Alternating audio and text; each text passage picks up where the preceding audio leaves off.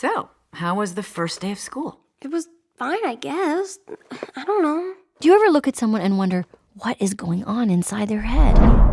Did you guys pick up on that? Sure did. Something's wrong. We're gonna find out what's happening, but we'll need support. Signal the husband.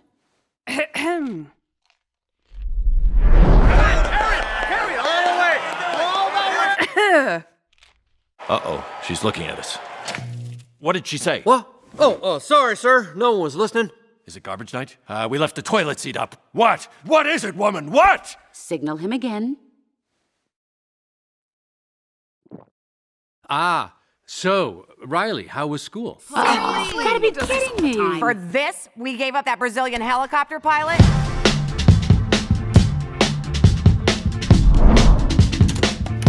School was great, all right? What was that? I thought you said we were gonna act casual. Riley, is everything okay? Sir, she just rolled her eyes at us. All right, make a show of force. I don't want to have to put the foot down. No, not the foot. Riley, I do not like this new attitude. Oh, I'll show you attitude, old man. No, breathe. What is your problem? Just leave me alone. Sir, reporting high levels of sass. Take it to DEFCON 2. DEFCON 2. I don't know where this disrespectful attitude came from. You want a piece of this, Pops? Yeah, well, look. Prepare the foot. Keys to safety position. Ready to launch on your command, sir. Just shut up! Fire! That's it. Go to your room. The foot is down. The foot is down. Woo! Good job, gentlemen. That could have been a disaster. Well, that was a disaster.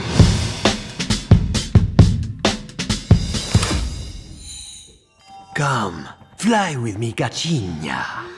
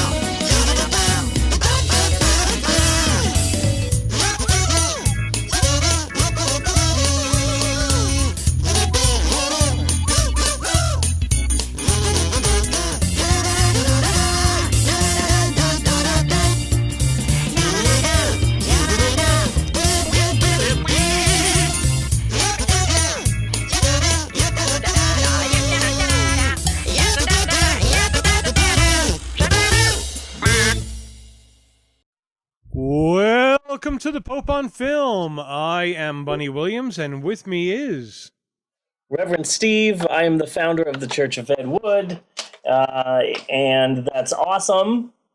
And welcome to our awesome podcast. Yeah, Maxwell, awesome podcast. Yes, kids, awesome podcast. With me, as always, are my kids, who have been told not to participate in the podcast, but that also don't listen to me.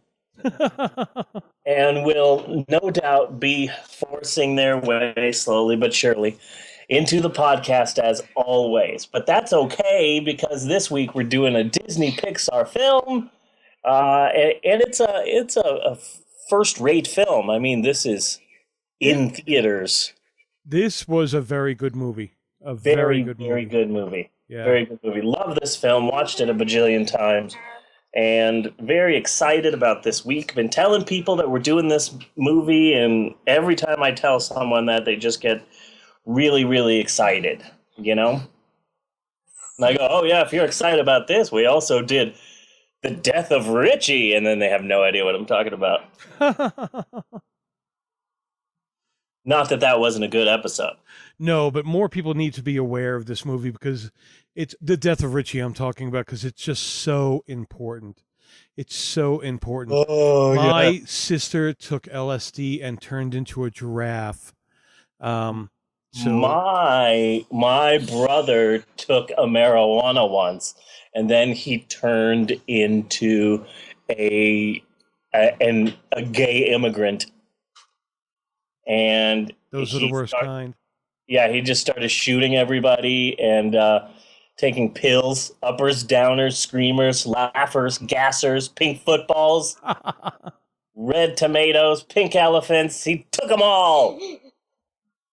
So this pink elephants are not from Dumbo. Pink elephants are from a zoo next to a paint store that exploded. Paint store exploded. As they will do. As they will do. People do not realize the dangers of living next to a paint store or, an Ace Hardware, anywhere paint is sold. Yeah, pretty much. Really liked the last episode. That's the Troll 2 episode. That was fun. Very good one. It was an entertaining episode. It was very much a return to form. Yes. Good, damn good episode. I'm excited for today's episode. Yay. This is episode 36. Good for us. That's right, Maxwell. Good for us. I was thinking I've got an idea for episode 40. For 40? Okay, that's thinking ahead. It is thinking ahead. What are you thinking there? For episode 40, I'm going to make a list of my favorite lists. Oh my god. Okay. It's going to be a list of lists, because I always have lists. So I will do a list of my favorite lists that I've done before. It will be listception. Do you want to do that at 40 or maybe 50? I don't know. Maybe I might have to save it for 50 then. Now that you mention it. All right. Well, I'll save it for 50 then. But I'm thinking super ahead then. Yes, you can. We could do it at 40. We could do whatever we want. We're not getting paid for this. We can do whatever we want. But I'm excited about this episode. Great movie. A lot of stuff to talk about. A lot of depressing things to talk about, because this is a Disney movie. When I did my research, I tried to answer the big question, why Disney sad? Why Disney sad? Why Disney sad? It's like when you get all of the different companies that are out there, Disney really does feel a bit depressing. Disney is sad. Disney very sad. Why Disney sad, Daddy? Because they're so busy counting their money that they just don't have time for anything. They've got all the good Avengers and superhero money, makes them sad because they don't have time to play. They just count billions and billions of dollars. Like they have too much money is what you're saying. Yes. Oh, yes. Yeah. Can you let me move just a little bit? And if anybody from Disney is listening, either one of us would be glad to help you in this too much money situation. Yes, much you so. can email us at Pope at undeadcow.com for further contact information for what bank accounts you could possibly deposit half bill each into, Or you can always just hit us up on our Stitcher. On our Stitcher, yes. On our Stitcher, because we have a Stitcher. A Stitcher who is hard at work at 24/7, creating the leotards that we wear while we do the podcast. You really do need a nice full-body leotard outfit when you're podcasting. With like a giant S or a B on it, some kind of heroic symbol. Yeah. Or just a drawing of a penis. That's heroic. Well, that was my symbol, yeah. Yeah. Yeah. And again, I would like to start right off by apologizing to anyone who is listening to this podcast, expecting, once again, our exclusive interview with President Obama. He was scheduled to be on last week, but we really needed the whole time to talk about the amazingness which was Troll 2. So he was going to be on this week, but Inside Out is in theaters. I mean, this is a new movie, and we really need the whole time to talk about Inside Out. So, and along with that, if we were going to include President Obama, then we would have to get him in the movie, and Michelle, and probably the kids, and the Secret Service men. So it would really be, a big hassle. It would be. It would be an absolute massive hassle. So this week we are once again having to bump Obama. Hopefully we'll get him on, because it's surprising for Barack Obama to agree to be on our tiny podcast. And he really wants to be on, and like all the begging is starting to make me feel kind of bad, Yeah, he keeps dropping our name in the press, and he's just, I'd like to give a shout out to the Pope on Film.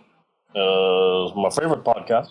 That's the closest I can get to doing a Barack Obama. It's really an impression of Jay Farrow from Saturday Night Live doing an impression of Barack Obama, but still, that's the closest I can get. Not bad at all. Bad at all. Thank you very much. But hopefully, we'll be able to eventually just iron out the scheduling conflicts. Mm-hmm. I was thinking about what movie to do for our next episode, and I was thinking to kind of clear the palate, because this is a very cute, family-friendly movie that the whole family can watch. I'm thinking the next movie we might think of doing is Battle Royale. Battle Royale. Is that still on Netflix? Yes, it is, and Battle Royale 2. I have never seen 2, but Battle Royale is a great movie. Yeah, I've never seen Battle Royale 2, but because I've heard that it's not as good, not as important and all that, but it would be interesting. It's no Hunger Games. Yeah. Freaking Hunger Games. Hunger Games is the Harry Potter to Battle Royale's Troll, starring Sonny Bono and Julia Louis-Dreyfus. I think I would have to agree with that, although I do like the Hunger Games.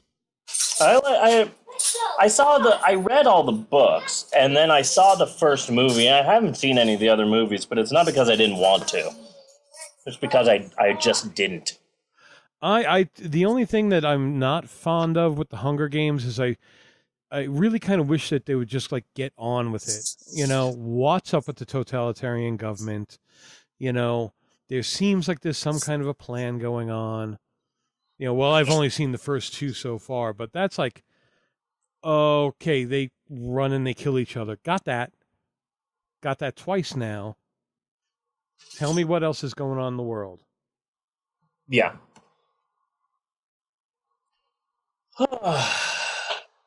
Not that they don't, but they're just kind of teasing it seems. Yes. They're teasing it way too much. Yes, very much so. I have a random question for you. Sure. Do you have any routines involved with the recording of our podcast? I mean, this is episode 36, and then we've done little special editions here and there. And, it's been a while that we've been recording the podcast. And I was wondering if you just have any weird, things that have to happen or anything like that for you in your position to record the podcast. Do you have any routines or anything like that? Well, there are millions of routines. I don't think that there's anything that has to happen. Yeah. So we're getting ready to record. So I have my Zoom H4n recorder, which is what I actually use for filmmaking. It's a small handheld, very, very good audio I get out of it. And I hook a regular XLR microphone, which is what I use, so that my voice goes onto one track. And then I have a cable running from it to the computer, and that's what picks up the computer sound, which is your track. The small problem there that I'm going to have to look into and try to fix is that I do the levels in one way or the other at the beginning of the show. I look at the levels, see how you're recording and things like that, but it seems like it's clipping in the computer first. Really? So that even though it is at a lower recording level on the Zoom, it's still clipping. So I'm going to have to track that down. We'll get a little bit better audio once I solve that problem. And then that's it. We arrange a time and a date and whatever, and There are a couple of text previous, for whoever's doing what, or, just getting ready. And then we say a quick couple of words to each other, and then we start. Well, I have a much weirder routine than you do. For whatever reason, I have to take a shower before we record it. Oh, yeah? Not sure why, and get dressed. Okay. Like I can't do it without a shower and in just like a pair of boxer shorts or something. I have to get ready like I'm going out to do the podcast. I have no idea why. And then I have to have all of my drinks and snacky snacks set up. Today I've got some chocolate, some chips, bacon, cheeseburger, pizza, and a crap ton of coffee. And chips. What the hell is up with potato chips? You know what potato chips have turned into? They've turned into gum. Gum? Back in the day, if you wanted gum, you went to the store, and there was a small section of gum. They had bubblegum flavored gum, and they had whatever the yellow stuff is, juicy fruit, and then they had like the spearmint juicy fruit, and that was it. Now you go to the gum section, and it's exploded. It's like buying a beer. Now there's like 50 different options, and there's like a I light it up. Extreme Blast Winter Fresh Flavor Gum. Flavor blasted with ultra crystals. I just want gum, and I just want chips. Now I go to the store and looking for chips, and there's like all natural sriracha flavored limited edition mac and cheese, sour cream, and bacon chips with flavor crystals. And I just want chips. It's upsetting to me. Yes, Maxwell, what do you have to say to the podcast? Say hi, podcast. I found a ball called bubble gum. You found a bubble gum ball? Yeah, and I threw it and threw it and threw it, and I blew the big bubble in the house, and it blowed. And so you blew a big bubble and it exploded. It popped. Okay. I recently learned something about Maxwell. Maxwell, come over here. Come over here. What? So you're 3 years old, right? No. I'm 5. No, you're not 5. You're 3. Well, this. You're 10. Okay. Well, okay, but you're also 3. Okay. 1, 2, 3, 4. 9. And I am not old. Okay. Well, no, come here. I'm not done with you yet. So we were playing outside, and he was playing with chalk. Okay. And he said, I'm playing with chalk. I love chalk. And it scared me. I saw that. Yeah, I figured this would be a nice place to do this. Maxwell, so you played with chalk? I need to Tell the podcast that you say I like chalk. podcast. I like hawks. He likes hawks? Yeah, let's say that he likes hawks and not anything else that it really sounds like. So let's just leave it at that. Yes, we know you like chalk, Maxwell. You can go and play now. It's a bit scary.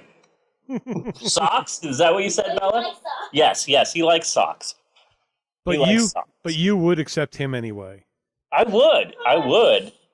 If you decided to be homosexual. That's when you're just in love with men's socks. I just decided.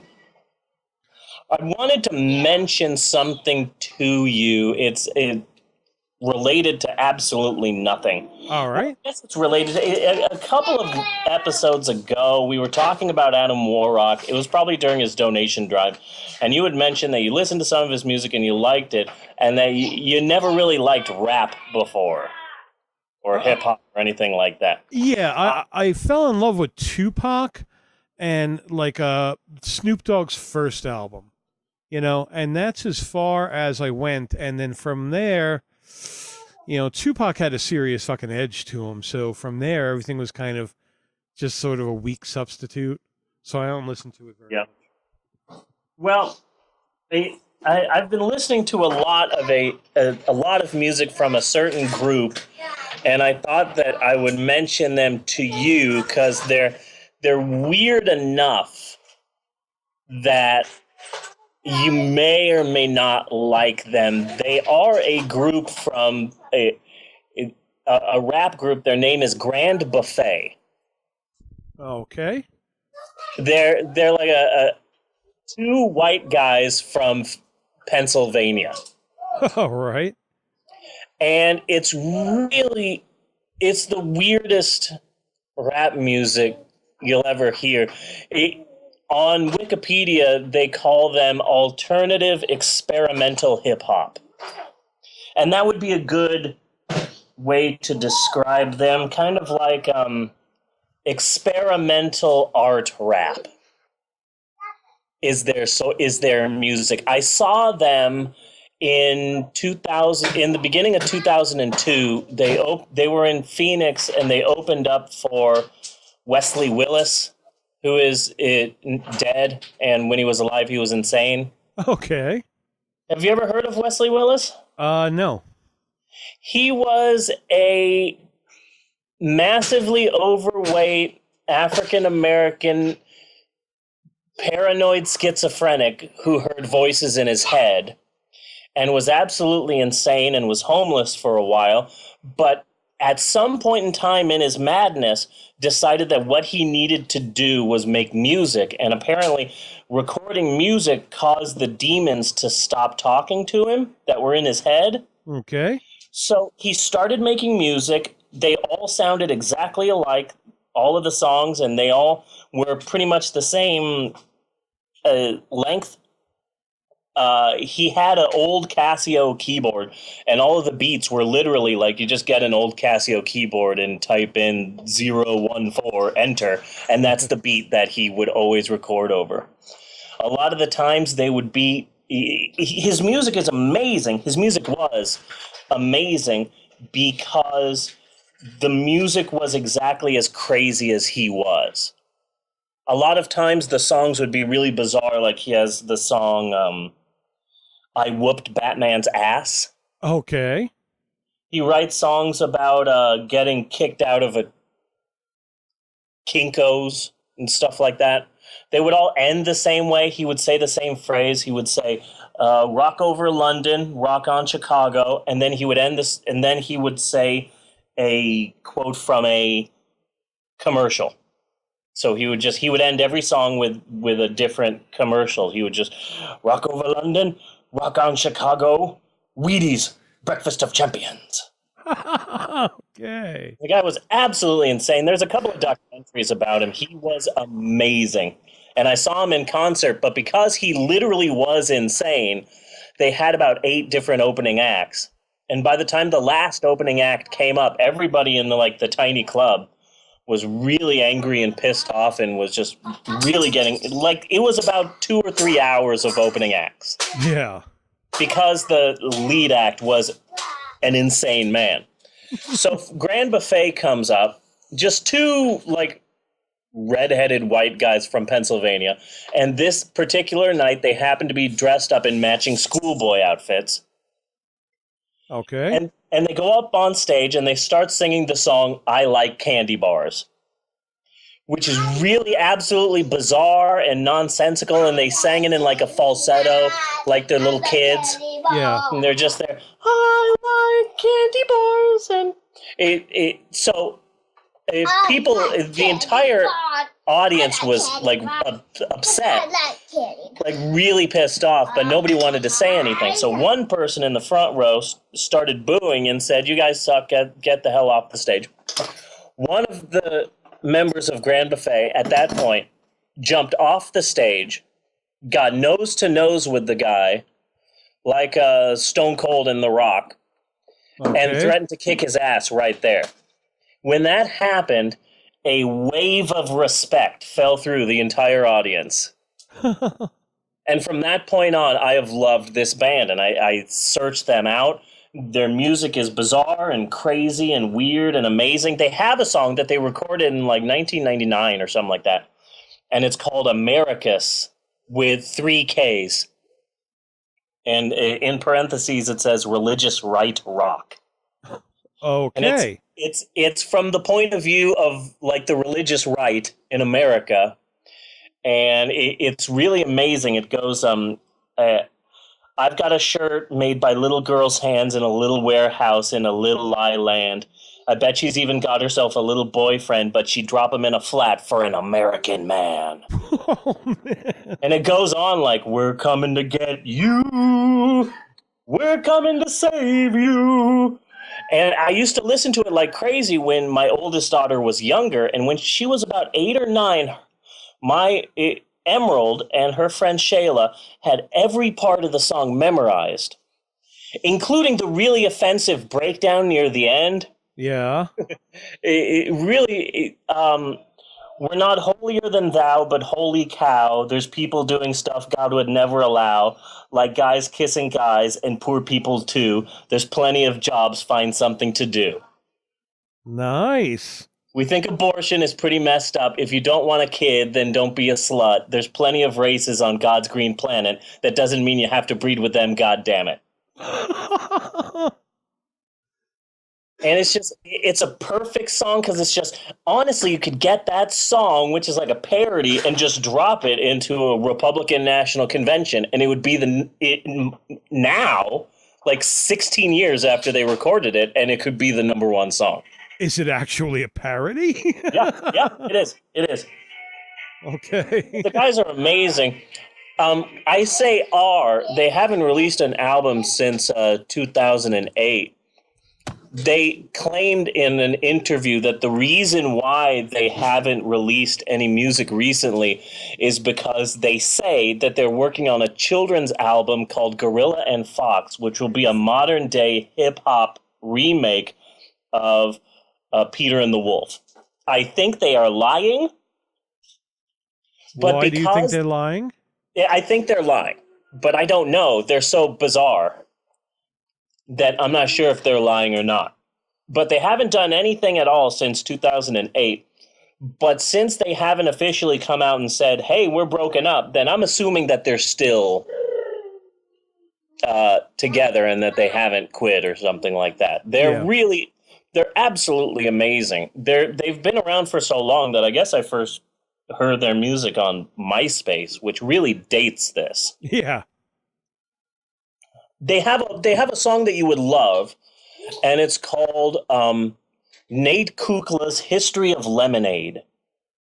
And it starts off as just they're rapping about how they're setting up a lemonade stand to get money. And wow, how was lemonade invented? Maybe we should learn about the history of lemonade. And then the song gets really dark because apparently, according to them, lemonade was invented because there was a refreshment booth right next to the place where Jesus was being crucified to death. Ah. And while Jesus is hanging there dying, they're saying, man, it's really hot. Wish there was some sort of refreshment. Well, I have these lemons, which we've been using to treat syphilis lesions. Maybe we could add these to the water. And Judas shamefully admits that he stole a bag of sugar from the Last Supper. Ah. They decide to add all that together, and that's how lemonade was invented. And possibly little packets of jelly, grape jelly, did he take? Yeah. Yeah. One of the last songs that I heard them record is called Find the Cat. And it starts off as if it's the hardest song in the world, and they just go, it's like, yeah, this is some of that rap rock shit. I know you heard some of that fake stuff, but get ready. And then the entire song from that point on is the cutest song in the world about a family who lost their cat and they're looking for it. Just the cutest little, come on kids, let's hop into the station wagon. Let's go find the cat. Really adorable. Yeah, Bella just said she loves that song. I hope that no one really mean as took him. Let's go find the cat. Really adorable. adorable. I'll sing it. But they're experimental rap. The type of rap that is really, really good for someone who doesn't like rap. They have a song called Old Folk Smashers. It's all about how easy it is to beat up old people, and it's 30 seconds long. I love that song. You can take your grandparents out to brunch, but with one punch, we can knock your grandparents out. I started thinking about them recently because, like, one of the number one most listened songs on my phone is a really bizarre song called Cream Cheese Money. Okay, And Cream Cheese Money? Same guys? Yeah, it's the same guys. I posted it for free on my blog. And I've been listening to it so much because I listen to it a lot. I listen to a lot of Grand Buffet on my drive to work because I drive like 45, 50 minutes to get to my work. And every time that song comes on, the chorus is all about how a meteorite hit the guy's house and squished his wife. And so now, like, an emergency truck is coming to save her, but I'll have to pay for that with money that I usually spend on cream cheese. Because apparently the person singing really likes cream cheese. And love is love, but cream cheese is something special. Yeah, it's like, I know I need to save you, wife, but this is my cream cheese money. So every time the cream cheese money part comes on and they sing, my cream cheese money, my cream cheese money, my cream cheese money, my cream cheese money, I always rub my four fingers with my thumb in that way, which is sort of the money mime. You know what I'm saying? Yes. Like, I always do that. I always rub in my thumb, my other fingers with my thumb and going, my cream cheese money, my cream cheese money. He rubs it in my face. Well, yes, Bella, I'm getting to that. Because I was driving Bella to work with me a couple of weekends ago. She was going to go for story time and then spend the day with a friend of hers. And the song came on, and I thought, okay, when that song comes on, when that part comes on about the cream cheese money, I'm rubbing the money mime in Bella's face. I just decided it. And and she was talking to me. She was in the middle of telling me something, probably about some game she was playing. And she's just there. It's like, Daddy, so I was playing this game. And then I got to this one level. But while she's doing that, I just really quietly start singing the song. And I'm like, yeah, go ahead, Bella. Keep talking to me. Meteorites hit my house last night, broke my fish tank, pancake my wife. The lifelines coming to save her. That'll be major. Hospital bills to endanger. And once the part came on, I just shoved my hand in her face, almost like I was about to slap her. It was right in front of her face, and just my cream cheese money, my cream cheese money, and. So on the way home later that day, the song came on, and I was going to do it to her again, but she remembered. She was a smart one, and she actually did it to me right before. So now this song has just become one of the most important songs in my house. Cream cheese money ninja, that would be, huh? Yeah. We're having like a cream cheese money fight, Bella and I, in the house. And every once in a while, we'll just cream cheese money each other. What? What do you need? Oh, you need to go pee-pee? Okay, you go. You go pee-pee. Bella, turn on the light for him. He's a little bit short. You turn on the light for him. What? Not podcast news. This is not podcast news? This is not podcast news. Bella says that she can get our... I could get our House President Barack Obama to come on the podcast if you want. This is not podcast news. She spells Barack, B-R-O-K. Broke Obama, I think is what she's spelling here. She has a, when she does her like house news, the family news broadcast, which she still does occasionally, she has a President Barack Obama character, and then she has a character which is President Barack Obama's wife, which is, I think her name is Yo Mama Obama.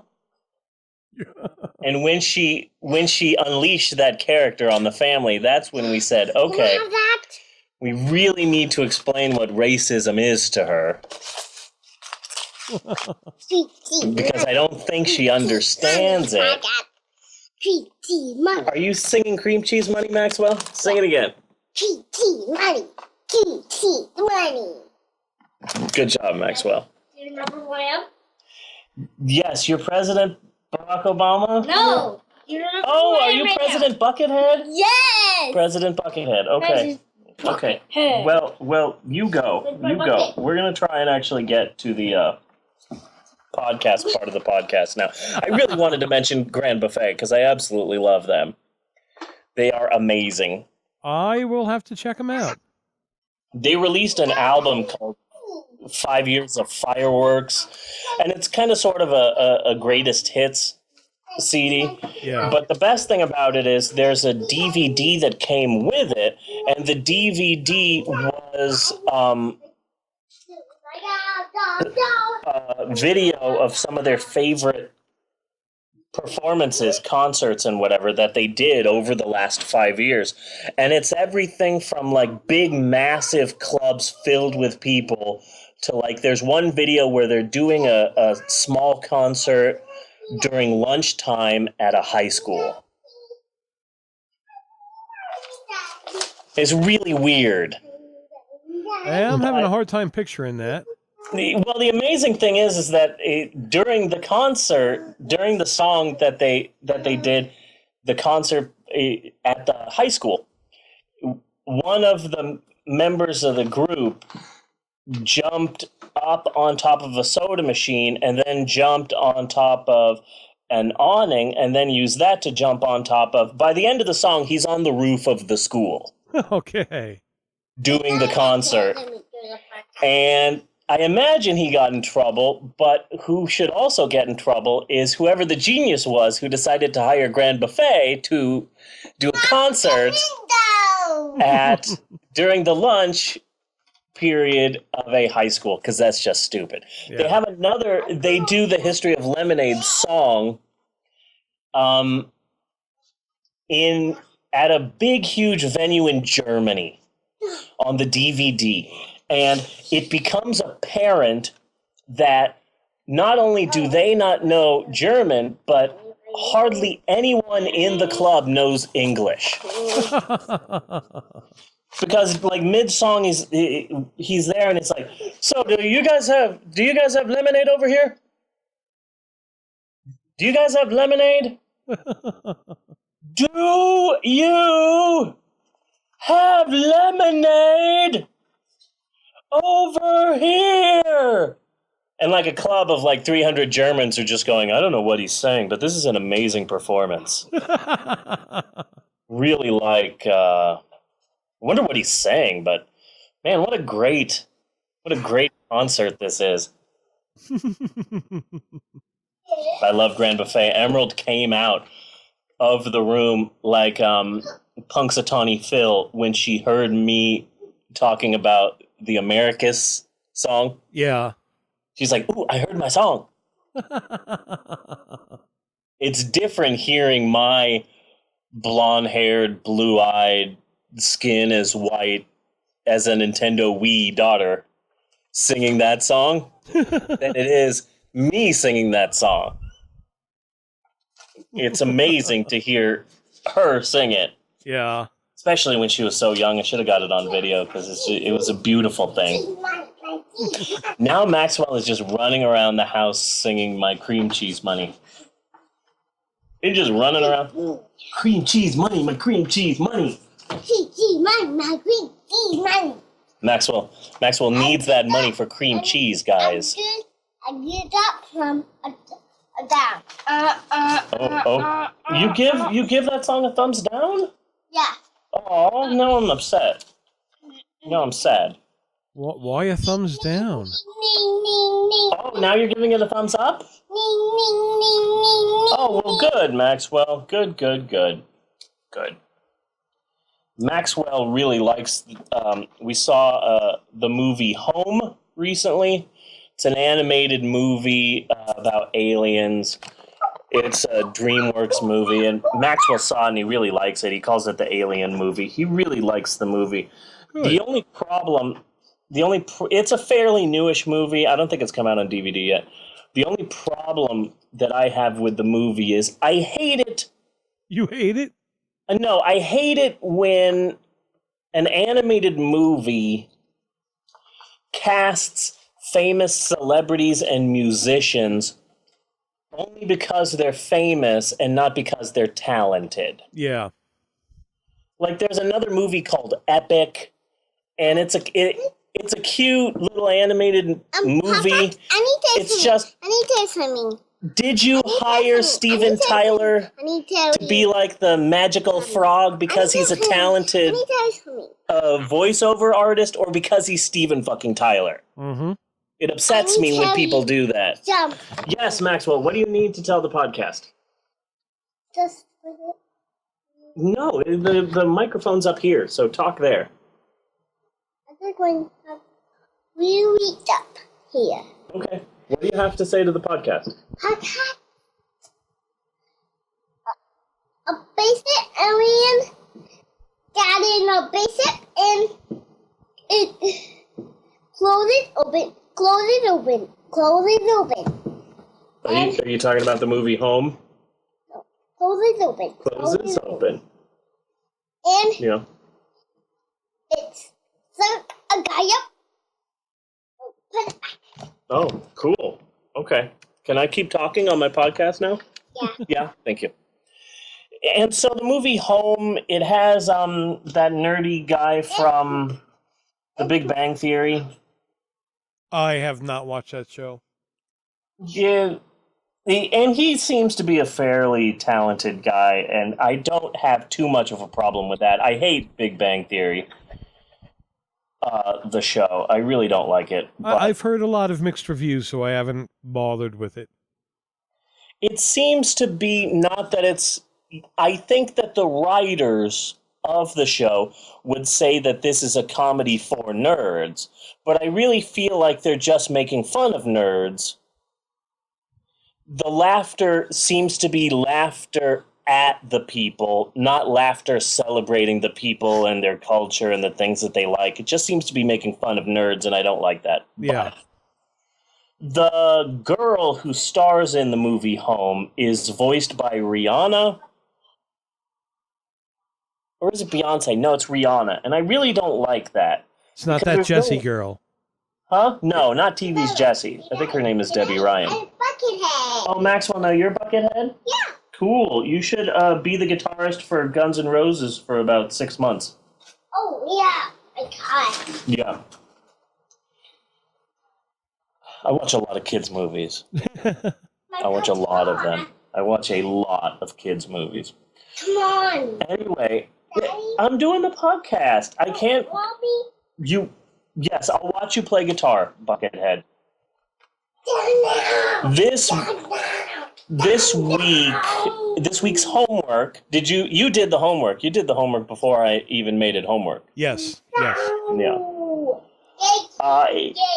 This week's homework is to Google. Yes, thank you, Maxwell. Thank you, Buckethead. That was an amazing guitar solo. It was 30 seconds long, and you did it with a tube. It was amazing. This week's homework was to Google the phrase, Mokiki does the sloppy swish. Have you been to Google today, sir? I have not been to Google today. Okay.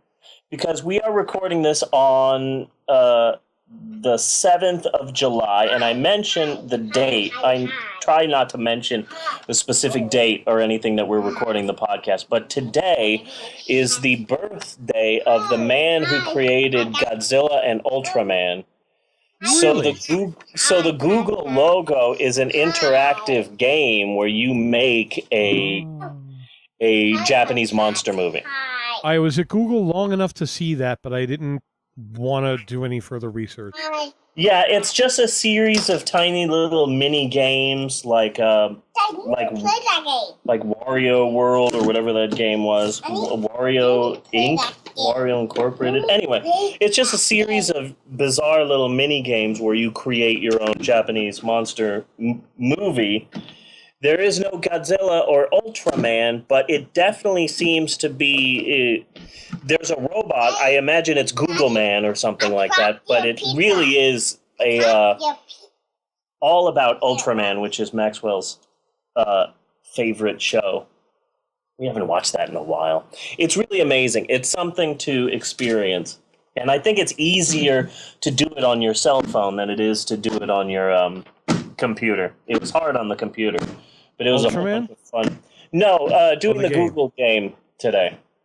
I posted on Facebook that if you haven't gone to Google and nerded out about the game, then you're not my friend.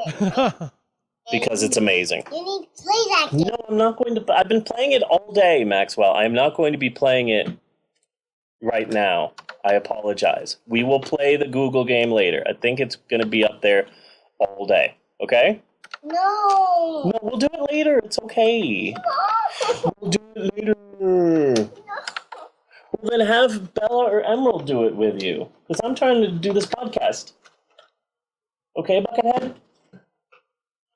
So, Mokiki does the sloppy swish. You were supposed to Google that, and hopefully you did. If you didn't, if you're listening and you didn't do it, then I will know. I will find out. I will come and get you. The skit is called The Legend of Mokiki and the Sloppy Swish. It is a skit from season 38, episode 7 of Saturday Night Live. The host was Anne Hathaway, and the musical guest was Rihanna. There's also a really good. The episode is on Netflix. There's not a lot of Saturday Night Live on Netflix, but that episode is on Netflix. There's a really good fake commercial on that episode for Claritin, which is Claritin for made-up allergies. Okay. Like, I say that I am allergic to gluten when really I'm just on a diet, but Claritin helps me sell the lie. Thanks, Claritin. It's a really good episode. I'm trying to watch a lot of Saturday Night Live. I think it's just because I'm going through withdrawals because it's the summer.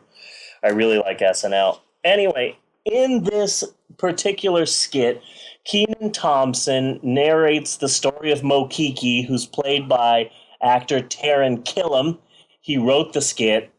It's a cute, silly little skit about some crazy guy who does a crazy dance, and the song is insanely catchy. It will bore a hole in your brain. It is really adorable. I learned a bit about it. Taran Killam, he wrote the skit.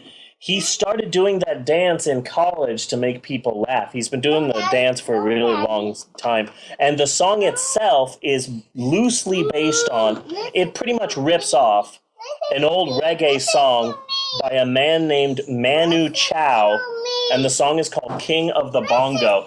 Yes, Maxwell, what do you need me to tell? What do you need to tell me? I want to play Ultraman. I'm sorry that they won't play Ultraman with you. Okay, I'll try and get them to play Ultraman with you when we get to the break, and that will be coming up, okay? Okay? He really wants to play the Ultraman game. I could tell. So the song is called King of the Bongo, and it's by Manu Chao. It's on YouTube. And it really does seem like Mokiki and the Sloppy Swish literally just found some old reggae song and completely ripped it off, because it's just amazing. Time magazine listed this skit as number 2 in a list of Saturday Night Live's 5 greatest skits of all time. Really? Yeah. Yeah. And I found a bunch of tribute videos and stuff, like almost like this song was a small movement for a period in time. Uh-huh. Really amazing. But I saw the skit and I liked it. I had no idea that it was such an important skit and that sort of a thing. But apparently, it's amazing. And I think it's a cute little thing. My whole family has been obsessed with it. It was very cute, and it was very funny. I don't know if funny is quite the right word. It was just interestingly strange. Yeah. And Saturday Night Live doesn't do that a lot.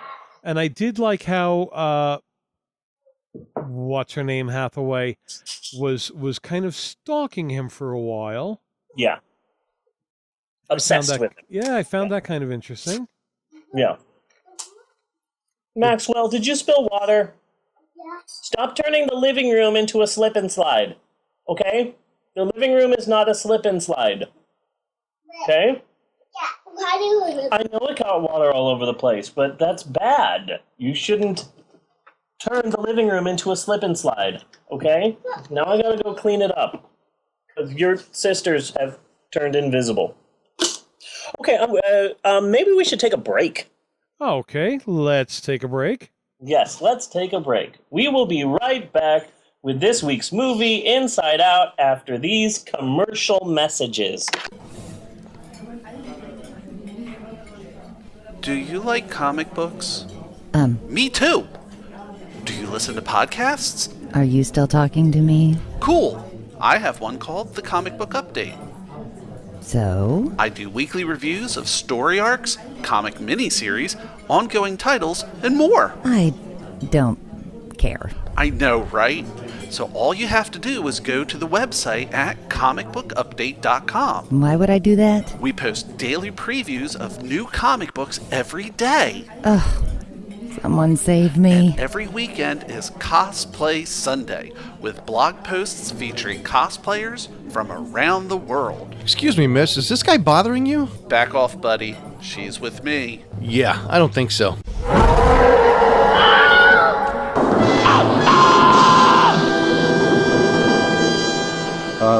Sorry. Nerd rage. Oh, yeah. So check out the Comic Book Update at comicbookupdate.com, as well as on iTunes, and stream it live on Stitcher. The Comic Book Update, the antidote for nerd rage. Want to talk to us? Pope on Film? Like our Facebook page by searching Pope on Film. Pope on Film! You can follow us on Twitter at Pope on Film. Or email us at pope@undeadcow.com. Not sure how to listen? Well, just find us in the iTunes store by searching Undead Cow. It's all one word.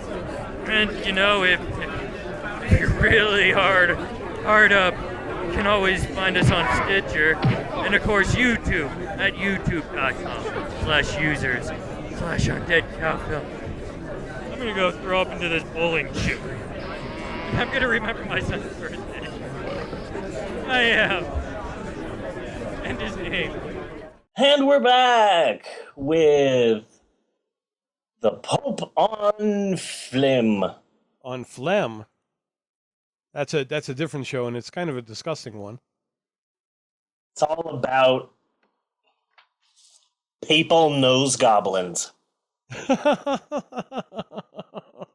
That's a wonderful band name. Did you say papal nose goblins? Papal nose goblins, yeah. All right. That I can see that band in my head. I can see what they would look like, and a lot of like denim jackets with patches on them. Yeah. Mm-hmm. Yeah, I can totally see that. But with big funny hats. Yeah, but with big funny hats. So very pointy hats. Very silly hats. Silly hats. I'm excited about this week's movie. It's a new one, and we haven't done a new one in a while. I think that maybe our Guardians of the Galaxy episode could be considered like possibly the newest movie we had done, but I think by the time we did Guardians of the Galaxy, it had been out for a while. Pretty sure it had. Yeah. But this one is new. It's out there in theaters. It's making bank. It is. It's rivaling Jurassic World now, last I had heard. Well, they announced late yesterday. The movie premiered at number 2, right behind Jurassic World, but the last weekend, which was its third week, it finally hit number 1, beating Jurassic World. Beating Chris Pratt and the CGI dinosaurs. That's pretty impressive. Yeah, it's impressive for any film to be number 1 after 3 weeks of it being out. Yeah. You know? It's an amazing movie. I really liked our Guardians of the Galaxy episode 2. Oh, yeah. And you should, if you haven't heard it, listeners, you should go out there and listen to it. It's a really good episode. I think that may have been the first episode where I went all out with research. Maybe like somewhere around there and that Bucket of Blood / Death Artist episode that we did. Those are the ones that I really went all out with the research. Mm-hmm. And you do the research so well. You do. I do it so insanely. Yes. I just remembered something. I dreamed a full-length movie in my sleep last night. Oh. It was really weird, and Robert De Niro was in it. Good. Depends on what era, Robert De Niro. Well, at first, like the first third of the movie, like the first act of the movie, is a cheesy love story about a man and a woman, and they meet each other, and they fall in love, and they get married, and they buy a house, and they have kids, and they lived happily ever after. And then the narrator decides to fuck with them. And he goes back in time, and he gets the devil, and the devil can apparently change shape, and the narrator redoes the entire cheesy love story, but places the devil as various people at various times of their relationship to fuck with them and ruin their happy story. So at first the devil is like some hot chick trying to seduce the guy, and then they get married, so the devil is dropped into that part, but as like a drunk priest. Okay. Who tries to ruin the wedding. And then when they try and buy a house, the devil is dropped in as like a evil real estate owner guy who's trying to like stop them from getting a house, and that was De Niro. Uh-huh. And then he gets like some really nice job, and then he's also the asshole boss. Okay. But he's also the devil.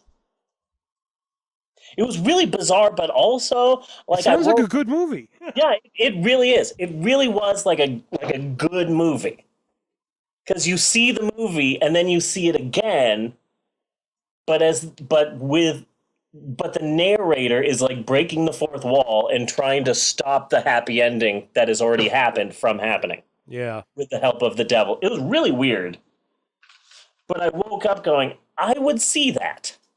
I would see that. Yeah, I would. I would definitely see that movie, because it was a pretty damn, like, I woke up and I was like, wow, I'm gonna give my brain a little golf clap. That was nice. That was very nice. Good job, me. So anyway, this week's movie is Inside Out, a gory German expressionist horror movie about a man born with his insides on the outside of his body. A bloody, bloody film. The gore effects were very good. They went mostly with practical effects. Very little CG in this. But they had a lot of blood tubes and things like that going, because that fucking blood was everywhere. Do you remember Slim Goodbody? Unfortunately, I cannot forget Slim Goodbody. Mr. Goodbody? Ever. With his weird flesh-colored leotards with tissues and organs painted on the front. Yes. Oh, I'm so glad you remembered that, because that was going to be a weird one to explain to you. Well, he was like first off, he was like a heterosexual Richard Simmons. a rather thin fella with curly brown hair. Not much to look at. And a leotard. Yeah. Yeah. Goddamn leotard. And for a while, he was on Captain Kangaroo, and then he got his own show on PBS. Ah. I had no idea he worked his way up to that position. Yeah. I vaguely remember him on Captain Kangaroo, but I definitely remember his show on PBS. Yes. It was called Inside Story, and it was very 80s. And to say it again for the listeners who may not have heard, but yes, he wore a flesh-colored leotard, head to toe, and it had human organs painted on it. Yeah. So Inside Out really is the Slim Goodbody story, because he had his insides on the out of his body. Yes. He was on a commercial, a Radio Shack commercial during Super Bowl XLVIII in 2012. He's still around. As Slim Goodbody, or was he? As Slim Goodbody. He's still around. He has a website. He does shows and stuff. Let it go, man. Let it go. No, really. He's married to a senator. There's a borderline where that shit just becomes creepy. Just to think that you're out there still doing that. Yeah. Stop it. I'm currently on his website checking out his store. Yeah. I was hoping that I could buy his flesh-colored leotard, but it doesn't seem to be. Like, you can buy a Slim Goodbody shirt, but I want the leotard. That's what I want. Well, that shit's copyrighted, though. You know, then anybody could be Slim Goodbody, and what would he be doing? According to his Wikipedia page, each Slim Goodbody leotard costume costs $4,000. Oh, I think that's kind of pushing it. Yeah, that definitely seems like pushing it. Somebody saw Slim coming. and he did a bunch of musical numbers. Yes. Like the digestion song, and oh man, he had he had a Jew fro. Yes, he did. I don't know if he was Jewish, but that's the best way to describe it. Well, again, similar to what Richard Simmons had going on there. Yes, very much. Richard Simmons. Oh God, he had the weirdest look. Like, I'm looking at him right now. An image search of Slim Goodbody is not a pleasant image search. Jesus. God, this guy. I just dated myself so much. That was the first thing I thought of when I thought of Inside Out, was Slim Goodbody. Speaking of Slim Goodbody, I'm going to date myself again, but I love Inside Out, but the movie Inside Out reminds me very much of, and we had talked about this, Herman's Head. Yes. Herman's Head was a TV show in the early 90s on Fox. Fox hadn't been around for that long. And it's about 4 different moods which live inside this man named Herman's Head. It's really cute and it's worth hunting down, but I don't know if you're going to find it, because it's maybe like a few skits or a few scenes, but This is a tough one to find. It wasn't that popular, apparently. It only lasted 2 seasons. Oh, I'm surprised it even lasted that long. Yeah. And there were 4 moods inside of his head. There was genius, and he was the brains, the intellect, the smart, nerdy guy. There was wimp, and he was anxiety. He was essentially fear in the movie Inside Out. Right. There was animal. He was in charge of lust and hunger. He was the bro, the big fat guy with a baseball cap backwards. Yeah. Like from New York or Brooklyn or something. And then there was Angel. She was in charge of sensitivity, and I was in love with her.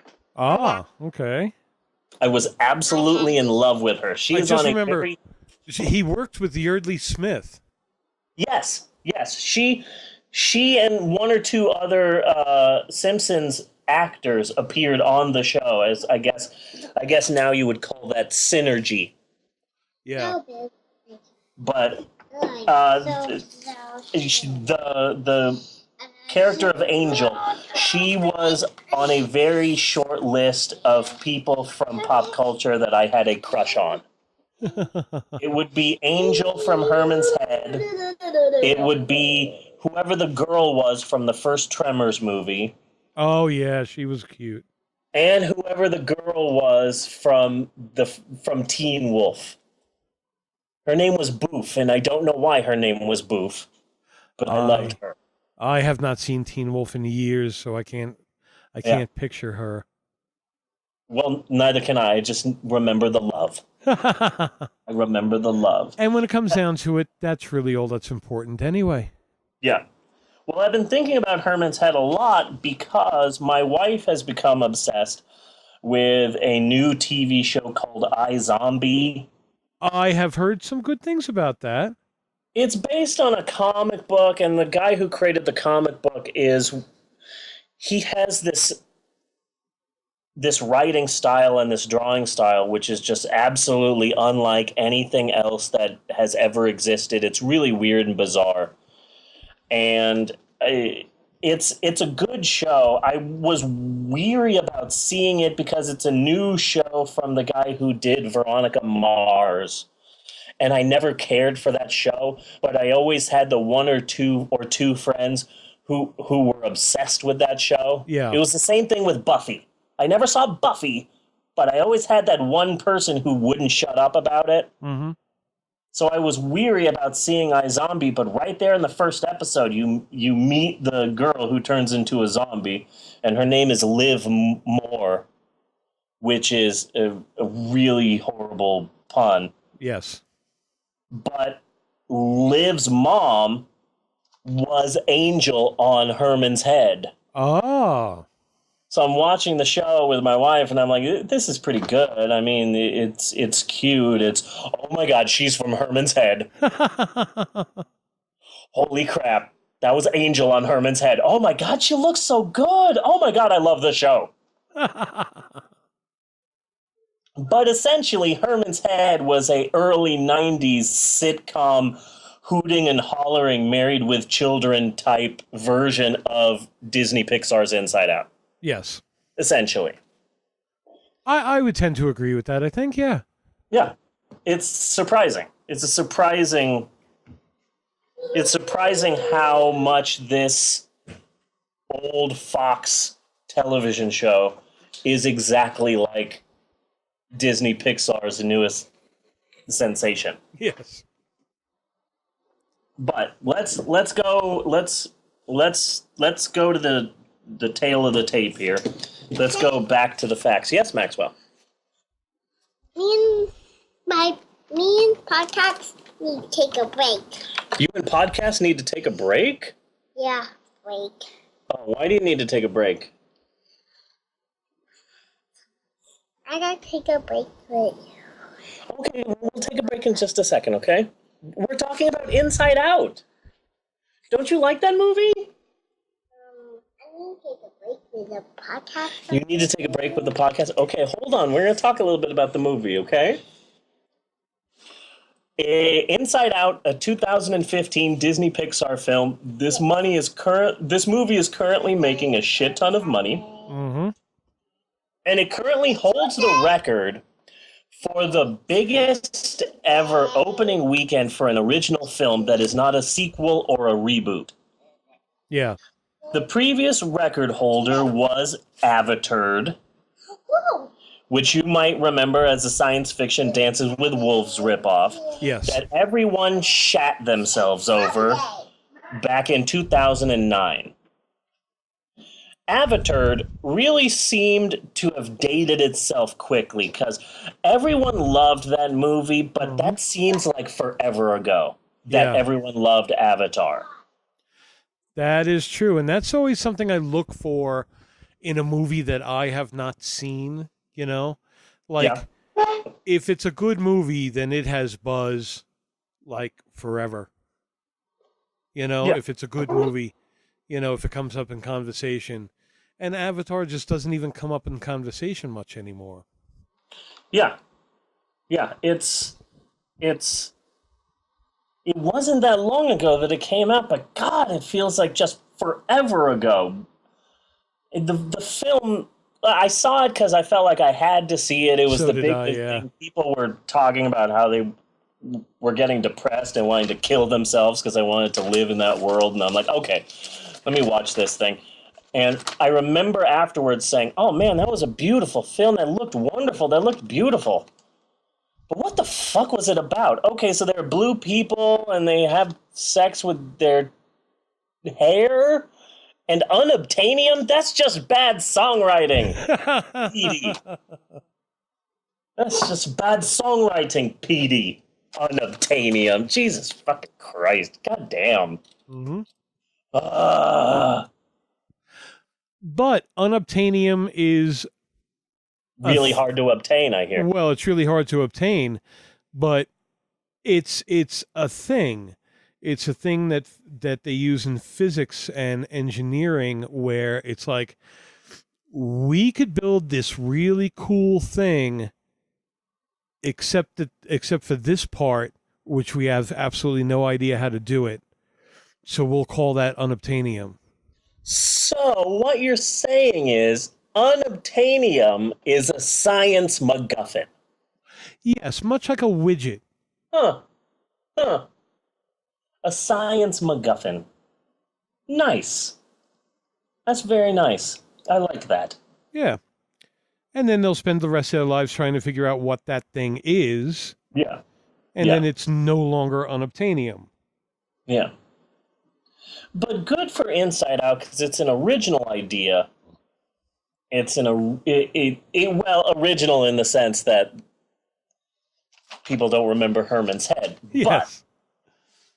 But all the other movies that are out there are right now really do seem to be based on something. Like, okay, so there's Jurassic World.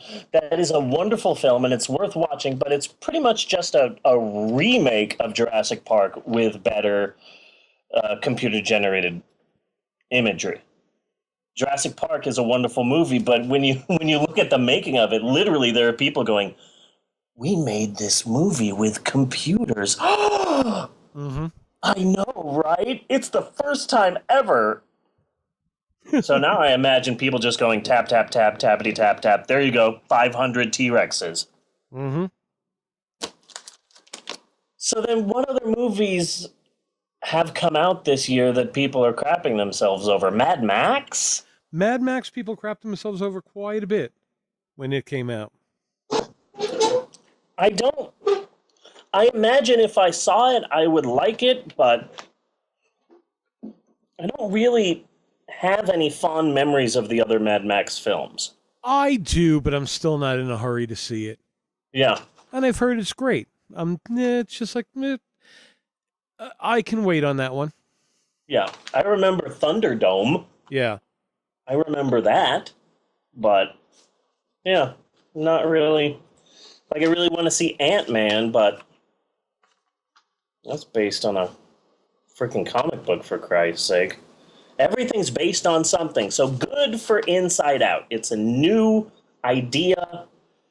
It's an original film in a sea of remakes and reboots. And it's even different from a lot of other Pixar films.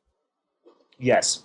I mean, there is. I don't think there's been another Pixar film that's been quite this introspective. Yes, it's a very sad movie. It's a very. I saw a lot of in doing my investigating. I saw a lot of articles about people who. One of the articles I saw was Disney Pixar's Inside Out explained to me what my therapist has been trying to tell me for 6 years. And people are really attaching themselves to this movie in a very emotional sort of way. Mm-hmm. This is Disney's new Death of Richie. Yes. Freaking Death of Richie. But it's true. People are attaching themselves to it quite a lot and seeing a lot of meaning in it, seeing it very important. A movie, I could see that point. Yeah. Yeah. I did not quite see that as much in the movie, of which I'm going 50-50. I think I kind of like it, and I think I kind of don't. I think I kind of liked it being a kid's movie and not going into things so terribly far. But at the same time, I was also wanting a more serious look at some of the things that they were doing and talking about. Yeah. And bringing up, which would stop it from being a kid's movie. Yes, very much so. The film was directed by Pete Docter, Docter. He also directed Up and Monsters Incorporated. Those are two pretty heavy-duty Pixar movies. Yeah. And it was co-directed by a guy named Ronnie Del Carmen. His name sounds very much like he's backing up Ronnie James Dio. Or something. I was leaning a little more Pips-ish. Yeah. No, I was thinking he's the bass player for Dio or Whitesnake. Yeah. On the bass, Ronnie Del Carmen! And then five people cheer, and he's like, oh yeah, I know. That's what it's like being the bass player. Apparently they have a director and then a co-director, like vice director. This guy has never directed anything before, but he has a big long list of experiences. He worked on WALL-E and Nemo and Freakazoid and Batman the Animated Series, which was the first and last really good Batman cartoon. Freakazoid, that was also a kid show, wasn't it? Yes. Okay. Yes. That was a bizarre one. So the plot of this movie, very basic premise. There's a young girl named Riley. She lived in Minnesota. She moves to San Francisco at age 11, and she has an extremely hard time with moving and the pressures associated with moving and growing up and all of that, yada, yada, yada. Most of the film takes place inside of her head, which is piloted by 5 emotions: joy, fear, anger, disgust, and sadness. The actors that they got for these parts suggest that the movie started production a number of years ago, like when NBC sitcoms were still a thing. Okay. Because 3 of the 5 emotions come from 2 Thursday night NBC sitcoms. And then a 4th of the 5th emotions used to be on SNL. So there's a huge NBC connection here. Yeah. Joy is voiced by Amy Poehler. Joy's optimism is pretty much identical to Leslie Knope's optimism from the show Parks and Recreation, which I am in love with, which was a show on NBC. Fear is voiced by Bill Hader. He was on SNL. He left in 2003, so there's the NBC connection right there. Mm-hmm. Bill Hader. Anger is voiced by Lewis Black. There's no NBC ties there, but it was really okay. It was really Lewis Black. It didn't to me. It didn't sound like Lewis Black, but the cadence of how he talked very much sounded like Lewis Black. Yeah. Yeah, no one else could have done that part justice, because Lewis Black, I always think of him as just being very angry on The Daily Show. Yeah. Yeah, Back in Black with Lewis Black. The voice of disgust was Mindy Kaling, and she was Kelly on NBC's The Office. She was also the part of Taffeta in the Disney movie Wreck-It Ralph, which I love. Yeah. And sadness was voiced by Phyllis Smith, who was also Phyllis in NBC's The Office. So 2 people from The Office are in this movie. Amy Poehler's from Parks and Rec, and Bill Hader's from SNL. So 4 out of these 5 emotions come from NBC comedies. That's surprising to me. Oh, are you suspecting conspiracy? I don't know. I don't know what I'm expecting. Hmm. It's just surprising. Yeah. I really love Phyllis Smith as Sadness. I really liked The Office. The majority of The Office. I don't think I watched it the last 2 or 3 years that it was on, but Phyllis, the character of Phyllis in The Office, she was the put-down person, Okay. which has become kind of a TV show staple. Like, there's always the nerdy guy that is like the loser in the show that's put down. Jerry in Parks and Recreation is one. Right. Anyway, her voice is perfect for this part, for the part of sadness. This is a very sad, emotional film. Yes, it is. There's a lot of very sad, depressing emotions involved in this. In fact, I have a list about sadness. It's pretty serious. It is. It's a very serious movie. For a Pixar movie. Yeah. But before we get to the bulk of the sadness, maybe we should take another break. Let's take another break. Let's take another break. We will be right back with more of depression after these commercial messages. I tried to say that properly. Commercial messages.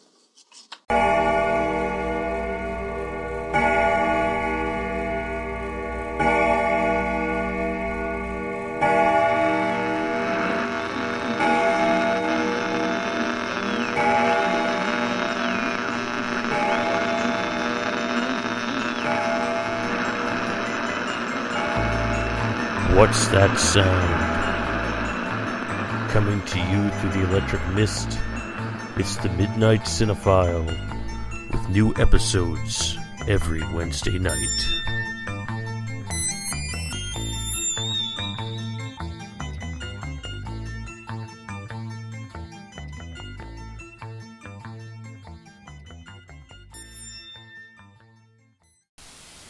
So I see you're a fan of this podcast. That's good. Listen, how about sometime you know, if it's cool, you know, if you want to come over and check out a great new, it's really good new podcast. It's called The Pope on Film. I think you'll enjoy it. I enjoy it. And I believe you will too. I really do. So come on over. Every day, Pope on Film. Find us on iTunes. Search Undead Cow. It's great. It's great. We're also on Stitcher. Stitcher, if you didn't hear, yeah, Stitcher. Yeah. Take care. Bye. And we're back with more of the Pope on Film. So we were talking before the break about how this is a very sad, emotional Disney movie, Inside Out. And it's part of a long list of sad Disney films.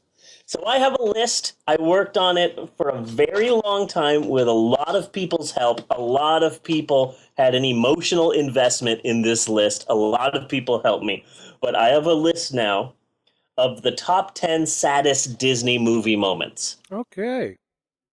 And right off the bat, I have a few scenes that are right off of the list. Like, this is a top 10, so these would be numbers 11 and 12 and 13, like right there. Not fully sad yet, but almost sad enough to be on the list. And that would be, in no particular order here, Snow White's funeral. That's pretty depressing. Yeah. I've never seen so many midgets cry. They're tough little people. It's hard to make them cry. Mm-hmm. But you can succeed if you know some certain tricks. I will be putting that out as an ebook. How to Make a Midget Cry. How to Make a Midget Cry. Yeah. Good thinking. Good thinking.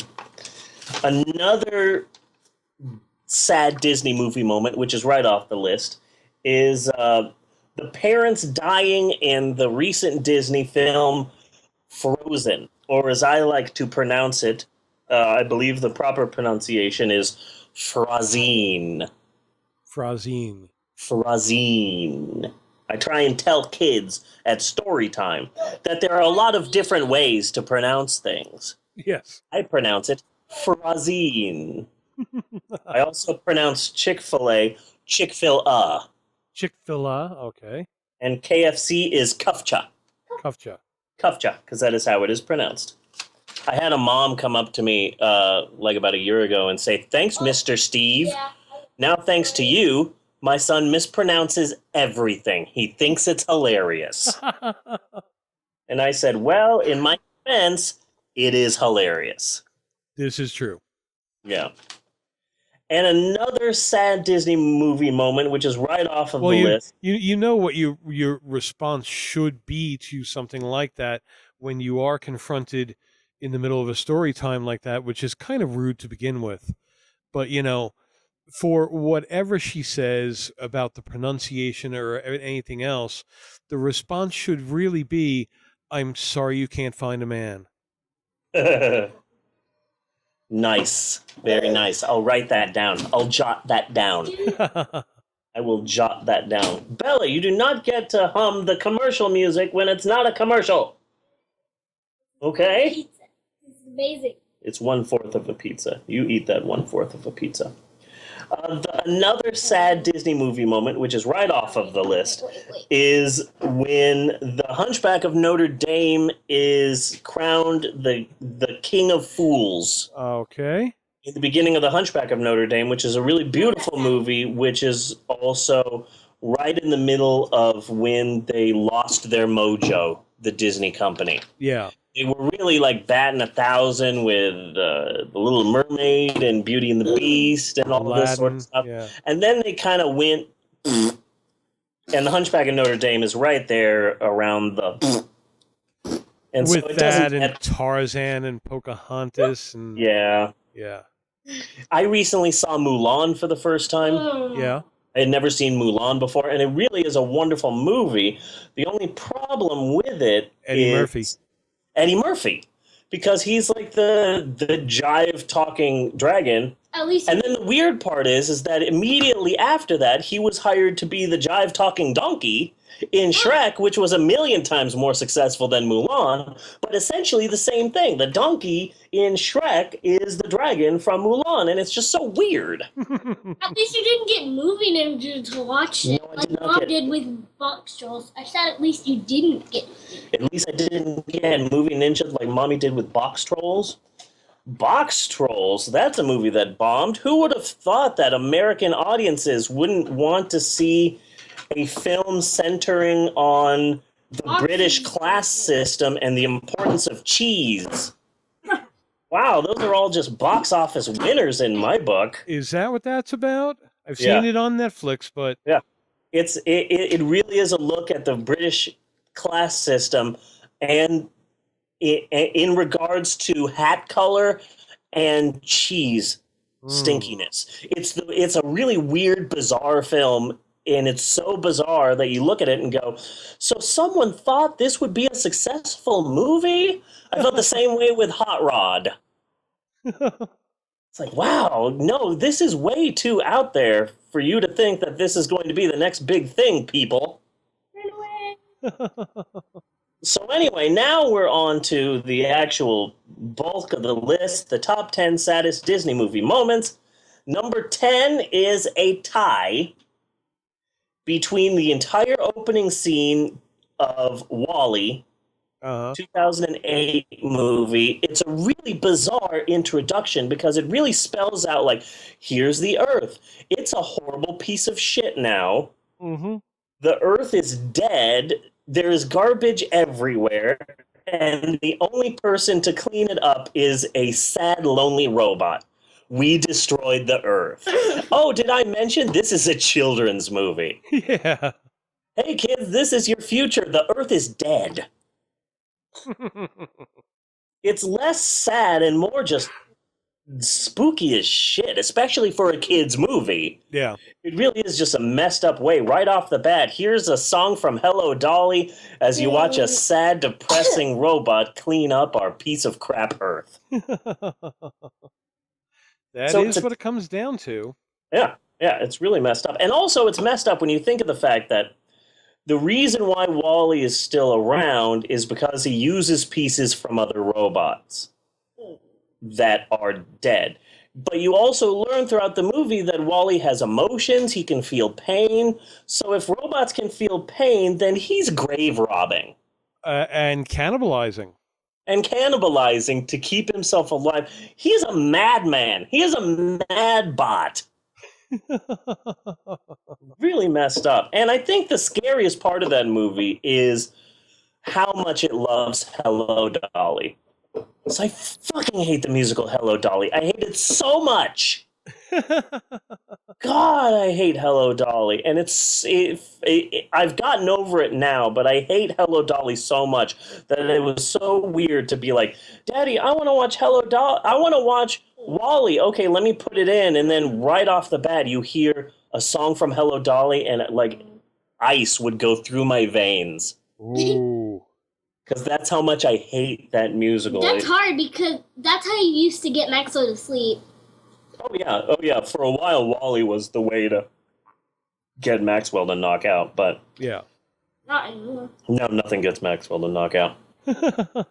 So, number 10 is a tie between the entire opening of Wall-E and the song Strange Things Are Happening to Me from the first Toy Story movie. That was in 1995. There was a big debate between me and all the people who helped me with this list, a lot of people from work and some friends of mine. Because some people said that the saddest part of the first Toy Story is when Buzz Lightyear finally realizes that he's a toy. Yes. But to me, the saddest part is this fairly upbeat song, Strange Things Are Happening to Me, by Randy Newman, because that's the part where Woody sees his child abandon him for the newer, faster, shinier toy. Yeah.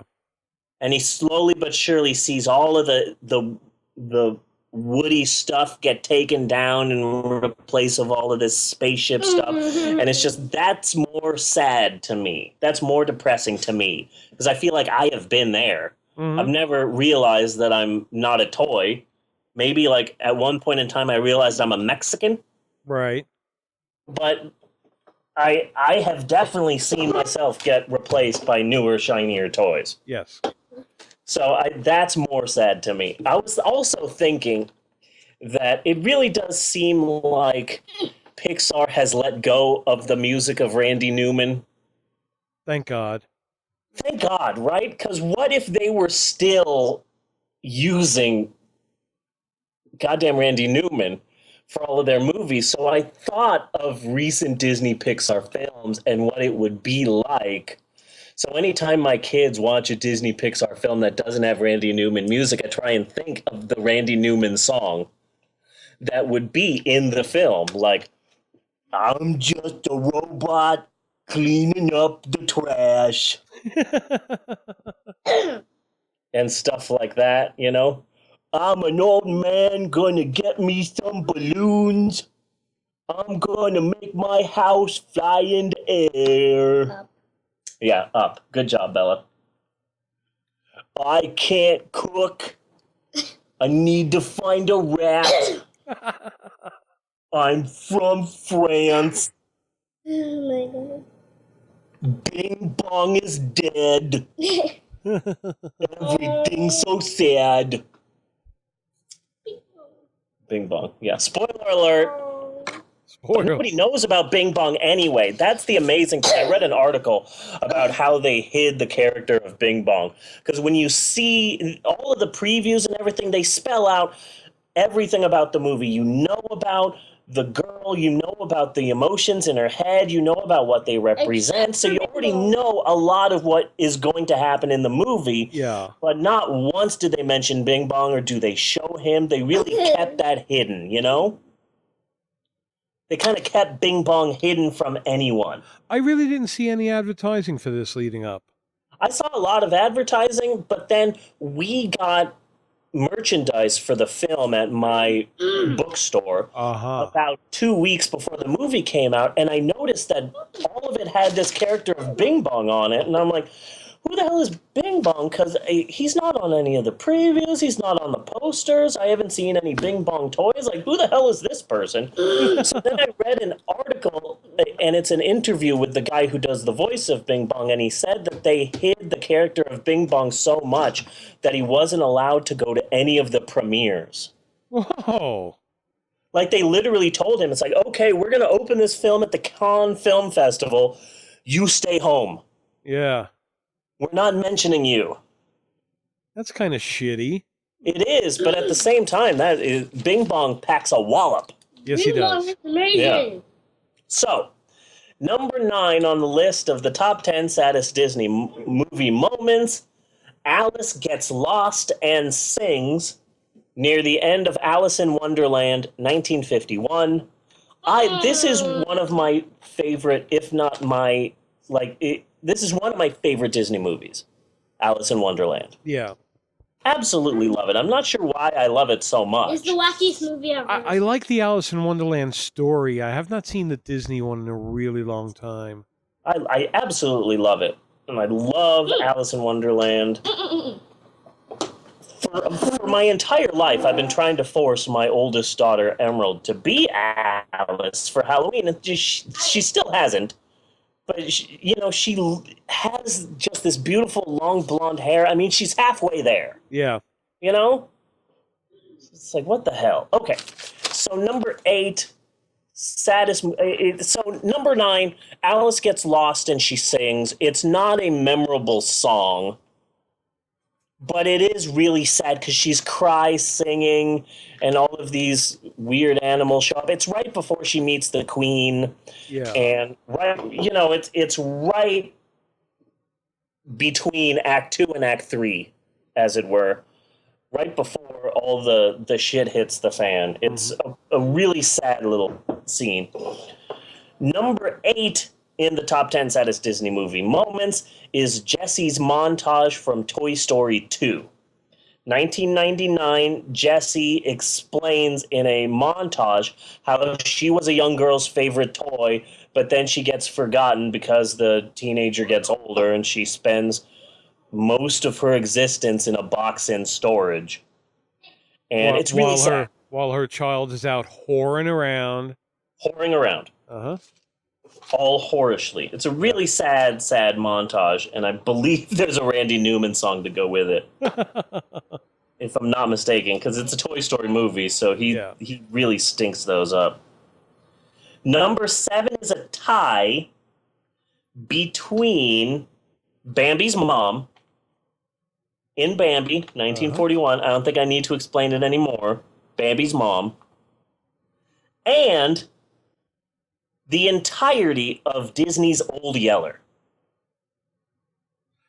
Yeah.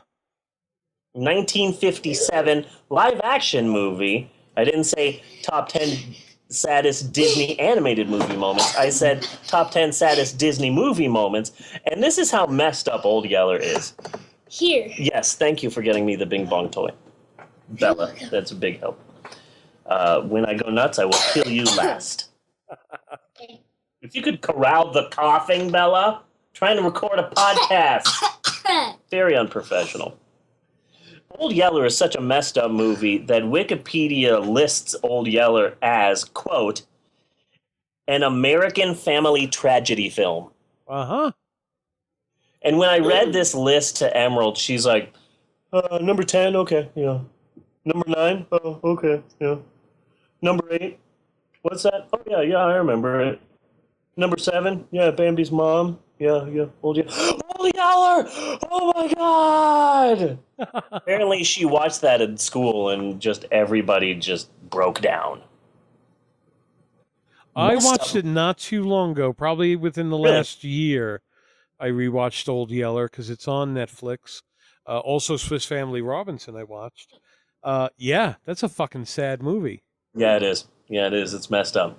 It's messed up. But that's number 7. There's sadder moments in the Disney library, in the Disney movie vault. Uh-huh. The Disney vault. They should have locked Miley Cyrus up in the Disney vault. Or is that- what they should have. Or that chick Jessie. No, I'm pretty sure she is literally in the Disney movie vault right now. Oh, okay. As long as she's safe. She actually came to concert here in Oklahoma. Yeah. Yeah. And my family wouldn't let me go see her. I was gonna paint my body with the words Jessie. I was gonna be topless and just have the words Jessie painted on my chest and a big sign saying "I love you, Jessie," and I was just gonna be screaming, "I love you, Jessie!" That'll get you on a watch list. Yeah, I will. Yeah. So number 6 on the list of top 10 saddest Disney movie moments is when the fox was abandoned in the Disney animated movie The Fox and the Hound from 1981. I don't watch that movie because it's just depressing as hell. Hate that movie. Your favorite movie is The Fox and the Hound, Bella? You never watched that. You never watched that. You have watched every Pokemon movie 50 times for every one time you've seen The Fox and the Hound. I call BS on that, Bella. But the fox is abandoned in the woods. The fox was taken care of by an old woman, and the old woman decides it's time for the fox to go back into the woods, so she literally just drives to the woods and just abandons the poor-ass fox. It's really sad. It's sad. So that's number 6. Number 5, now is when we're really getting to the meat of the depression. All right. Okay. So number 5 is the Carl and Ellie montage from the beginning of Disney Pixar's Up, 2005. Yes. That Really was some sad depressing. shit. Uh-huh. Yeah. So I at first I was going to split it up. Is the saddest part when Carl and Ellie are told by the doctor that they can't have children? Again, this is a kid's movie. Or is the saddest part when Ellie dies and Carl is by her casket at her funeral? Again, this is a movie for kids. But then I decided, screw it, I'm just putting that whole montage in there because it's all just a big ball of sad. Yes. And besides, this is our podcast. We can do whatever we want. That is right. Yeah. We are not getting paid. Yeah. Number 4 on the list of top 10 saddest Disney movie moments, Bing Bong. Bing Bong. I've decided that Bing Bong is number 4 Bing in Bong the top 10 all-time saddest movie moments. Bella says that she would put Bing Bong as number 1. Yep. I beg to differ. That's from Ed Wood, Bella. It's been a long time since you've seen Ed Wood, but I beg to differ. Love it when I get to break out that voice. He's number 4. He's new. He's only been around for 3 weeks, but still, Bing Bong is number 4 on the list because it's pretty sad. It's pretty sad. Number 3 on the list of top 10 saddest Disney movie moments. You can make a drinking game out of this episode of the podcast. You take a drink every time I say top 10 saddest Disney movie moments, but you shouldn't play this game because you would probably be dead by now from alcohol poisoning due to how many times I've said the phrase top 10 saddest Disney movie moments. So, number 3 on this list, and just in case you've forgotten, the list is top 10 saddest Disney movie moments. I had forgotten, so thank you. That's why I said it again. Top 10 saddest Disney movie moments. Number 3 is the incinerator from near the end of Toy Story 3. 2010, the toys are going into the incinerator and they're trying to get out, but then they realize there is no escape, so they resign to being murdered. They resign to their own deaths and hold hands. It's really just, God, it's sad. Maybe that and the scene at the end where the kid finally lets go of his toys, but he's going to feel like an idiot because those toys are worth money. Yeah. Yeah. worth money. Number 2 on the list of top 10 saddest Disney movie moments is Mufasa's death in the movie The Lion King, 1994. Mufasa is killed due to... Bella, do you know why how Mufasa died? He fell off a cliff. You know who pushed him off the cliff? Mufasa. No, the Little Mermaid. No. Yeah, the Little Mermaid. Mufasa off the cliff. Yes, my coffee cup is huge. I need a huge coffee cup. And the number 1 saddest Disney movie moment, according to maybe 10 people I asked, and me, but I was the predominant one, is the song Baby Mine from Dumbo. I hate Dumbo. Oh, Dumbo was sad. Dumbo is an amazing movie because they did Snow White, and it was a huge success. So they followed that up with Fantasia, which bombed, and Pinocchio, which kind of bombed, but also cost way too much money. So he said, okay, well, I'm going to make a movie, and it's going to be really sad and amazing, but also be incredibly short. So Dumbo is only about 61 or 62 minutes long. Yes. And yet it somehow has about 3 hours of depression in it. Like, it's compacted in there. It's such a short movie, but it's filled with so much sadness and pain and drunken baby elephants. And racist crows, and it's just... And again, this is a children's. And again, thank you, Bella. Again, this is a children's movie. But that baby mine scene is just... God, it's sad. It's really sad. That's with the mother rocking him in the trunk, right? Yeah. In jail. Yes. In animal jail.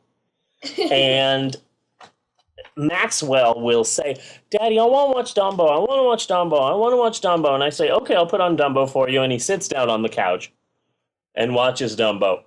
But it's almost an absolute that by the time Baby Mine comes on during the movie Dumbo, I will be holding him. Because he will make his way to me. Because even he knows at like 3 years old, okay, this is depressing as hell. Come over here, Dad.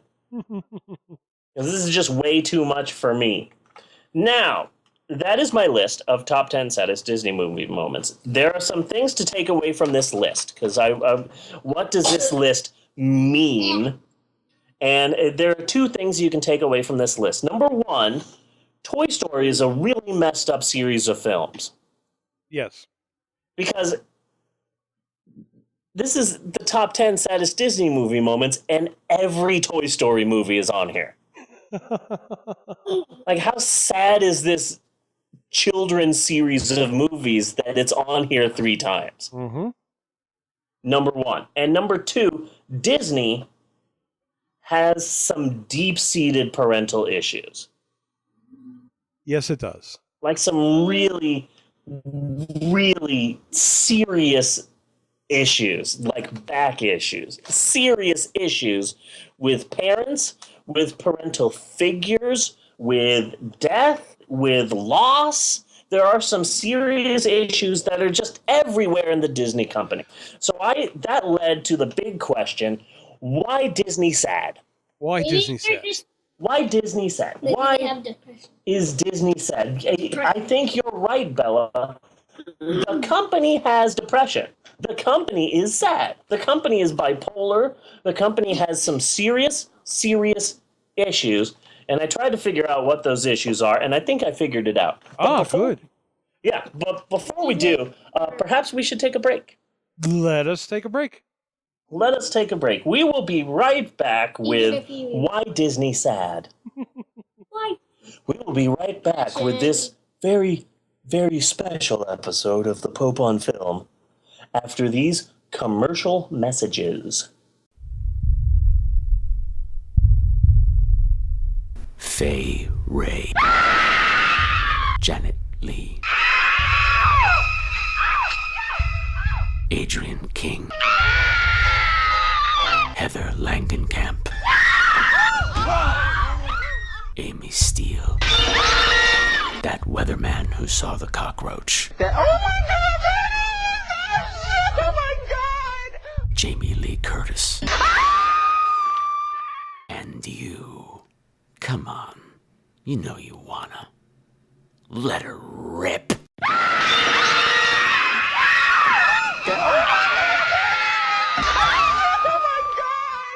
There. Now don't you feel better? You are now officially a Scream Queen. Come play with the rest of us at www.screamqueens.com. That's Queens with a Z. Or you could subscribe to us on iTunes. Either way, it's gonna be fucking fabulous. The Scream Queens Horror Podcast. It's where horror gets bent.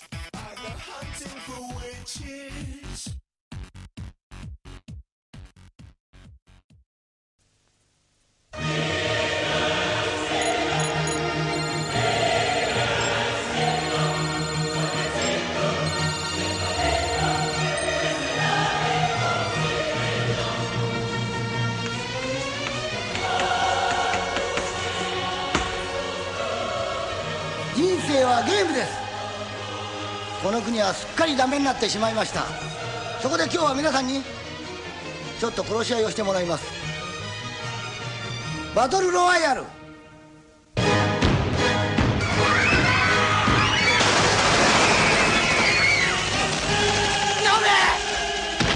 嫌なやつだと思うかもしれないけど、他のみんなが怖いもん。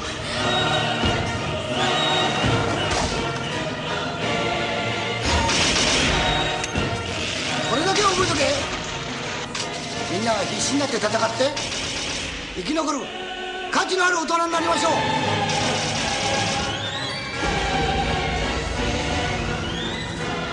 おじおじ、指導してんじゃねえ。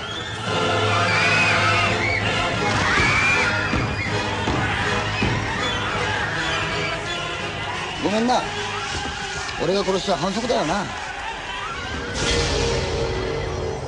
バトルロワイヤル、残り41人。12月16日ロードショー。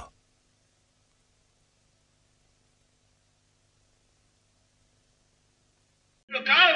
The lever! And we are back. Hey, what is your favorite Disney movie?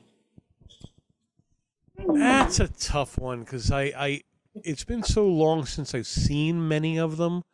Do you have like one you grew up with or anything like that? Can we include Pixar movies?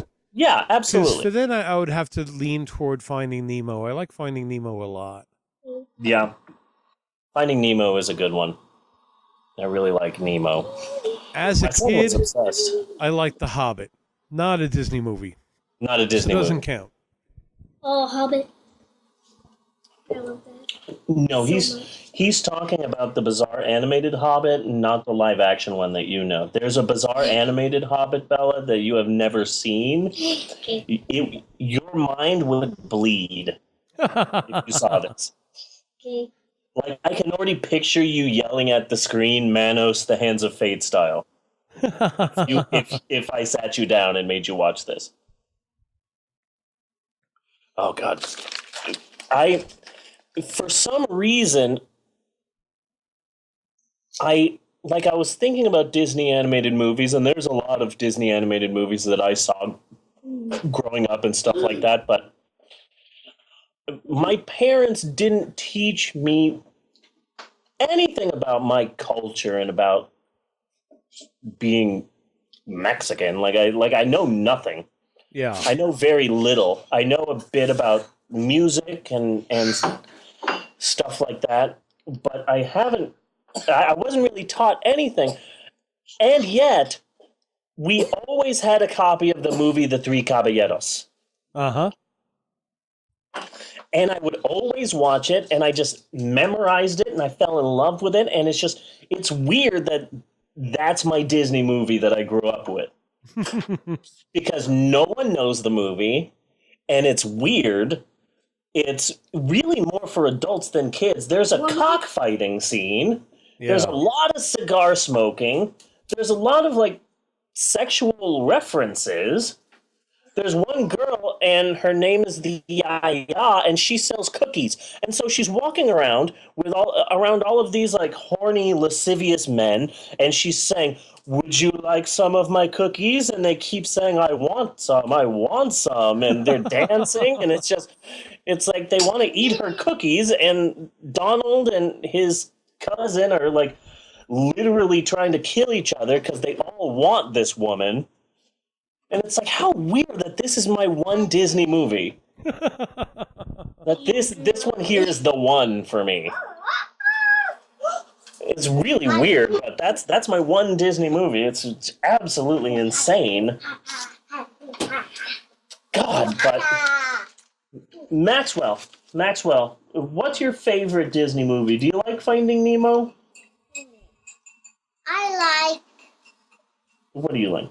What's your favorite movie? What's your favorite? Disneyland. He says his favorite Disney movie is Disneyland. Ah. I was My unaware favorite- they made a movie out of that. Yeah, well, my favorite Disney theme park Get off. is Ratatouille, so Ratatouille. that makes sense to me. So I tried with my investigating to answer the question, why Disney sad? Yes. Because Disney is a very depressed company. It is a sad company. They seem to be. Can you turn on the light in the living room, Paula? It seems to be a very sad company, and I tried to figure out why. And I found a bajillion lists of sad scenes, like my list, except not as good. Okay. Because I didn't write it. Yeah. Well, there's a lot of like listicles that are out there, like the 17 saddest Disney scenes. Try not to cry in this list of 23 sad Disney movie moments. A lot of them seem to be less about let me show you these sad scenes and more about let me show you my impressive Disney knowledge. Yes. Do you remember this really sad scene from Atlantis 2? No, I don't. I bet you've never even seen this very sad scene from Bambi 3. It's like, okay, we get it. You like Disney movies. You don't have to tell us about how much you love Home on the Range 2. Mm-hmm. We get it. You've seen all the Disney movies. Goddamn. So, but I found very few articles that tried to answer this very simple question, why Disney sad? But I found an interview. I'm not going to say where this interview is from. I'm not going to credit my sources on this because I'm embarrassed about where I found this article. Playboy? No. Oh, Playboy. Like, that's not the embarrassment it used to be. Can you go in the pool? It's raining outside. It's really cold. You can. It's cold and raining. Refrigerator Humpers Quarterly. In the pool without getting wet by the rain. You just need to move it. Yes, I know that. I just don't want to have this debate right now while I'm doing my podcast, kids. Hey. Because people aren't tuning into this podcast to find out if Maxwell is going to get into the pool this week. Although if you are, you're a really amazing listener to this podcast. Oh, yeah. And I really respect your listeners. The only person that I would think about that would do that is Stephanie. Okay. The weirdest person I know. The weirdest person you know. Do you know me? Because I'm amazing. Yeah. So I... Who is awesome? I am awesome. Who is awesome? I am awesome. Oh, hold on. This is wonderful. Maxwell, say that again. Who is awesome? I am awesome. Who is awesome? I am awesome. That's wonderful, Maxwell. That is wonderful. It's so cute. I also want to say that that's a very obscure reference to the movie that Scooby-Doo did with the WWE Corporation. Oh, really? Yeah, the wrestler The Miz did that. They've done 2 animated movies, WWE has. They did Scooby-Doo's WrestleMania Mystery, which is really weird. And then they made a second movie, which is actually kind of more entertaining. He can have it. They made a second animated movie, and it's the Flintstones WWE SmackDown or something like that. Really? It's a Flintstones animated movie featuring all of the WWE wrestlers.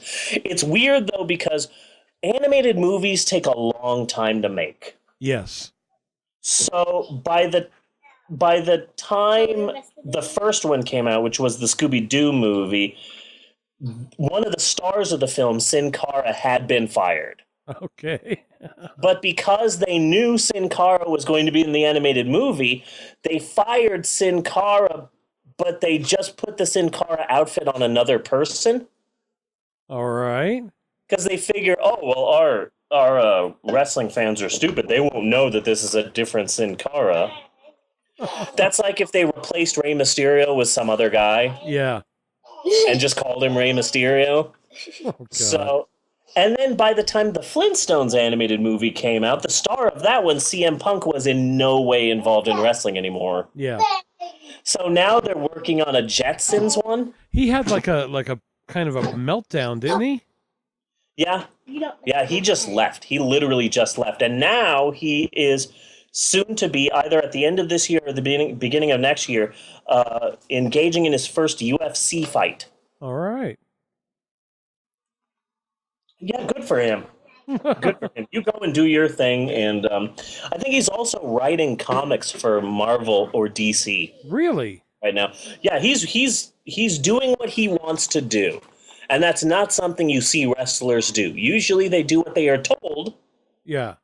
But he just said, you know what? I don't need this anymore. So good for him. He's going to be a UFC wrestler. So he's going to be 1,000,000 times popular than he was as a wrestler. Yeah. Because people love the Ufcha. They do. People love Ufcha. I am not sure why. Neither do I. I have watched some of it at times, and it's guys hugging each other on a mat. Yeah. It's like, oh, wow, look, an arm bar. Oh, look, another arm bar. You know, oh, it is a third arm bar. And really at the same, where I thought that nothing could get more homoerotic than wrestling. Oh, I beg to differ. Then there's UFC. It's like, okay. Because really, if you saw penetration in a UFC fight, I would not be surprised. Yeah. Yeah. Because they are way too close. Yes. Yes, very much so. Freaking Ufcha. And apparently Joe Rogan is like an announcer for Ufcha. Yeah. And I thought that no one cared about him for like this entire decade, that no one had cared about him. But apparently this whole time he's been super popular and I just haven't known because I'm not a good enough guy. He has a very successful podcast of his own. Huh. That he puts out like fucking daily. Well, all I know is that I miss Fear Factor. Yeah. I loved Fear Factor. I couldn't get it. You know, you see somebody eat one bull penis. You've kind of seen it all. I saw Fear Factor and like I liked it, but then it went into syndication, and at that point in time, Emerald was like 5, and I'm like, oh, Emerald, you have to watch this show, and she just freaked out, and like she freaked out so much that just it made me love the show more. Yeah. So now it just became like it was a Fear Factor. Oh my God, Emerald like peeked out of. She Punxsutawney Phil'd out of her room, asked what show I was talking about. I said Fear Factor. She made a face and then went back into her room. Did she say shut up? She probably did. It's Emerald, so she probably did. I don't know. But she freaked out so much. I think it was called Spooky Show to her or Yucky Show. Yeah.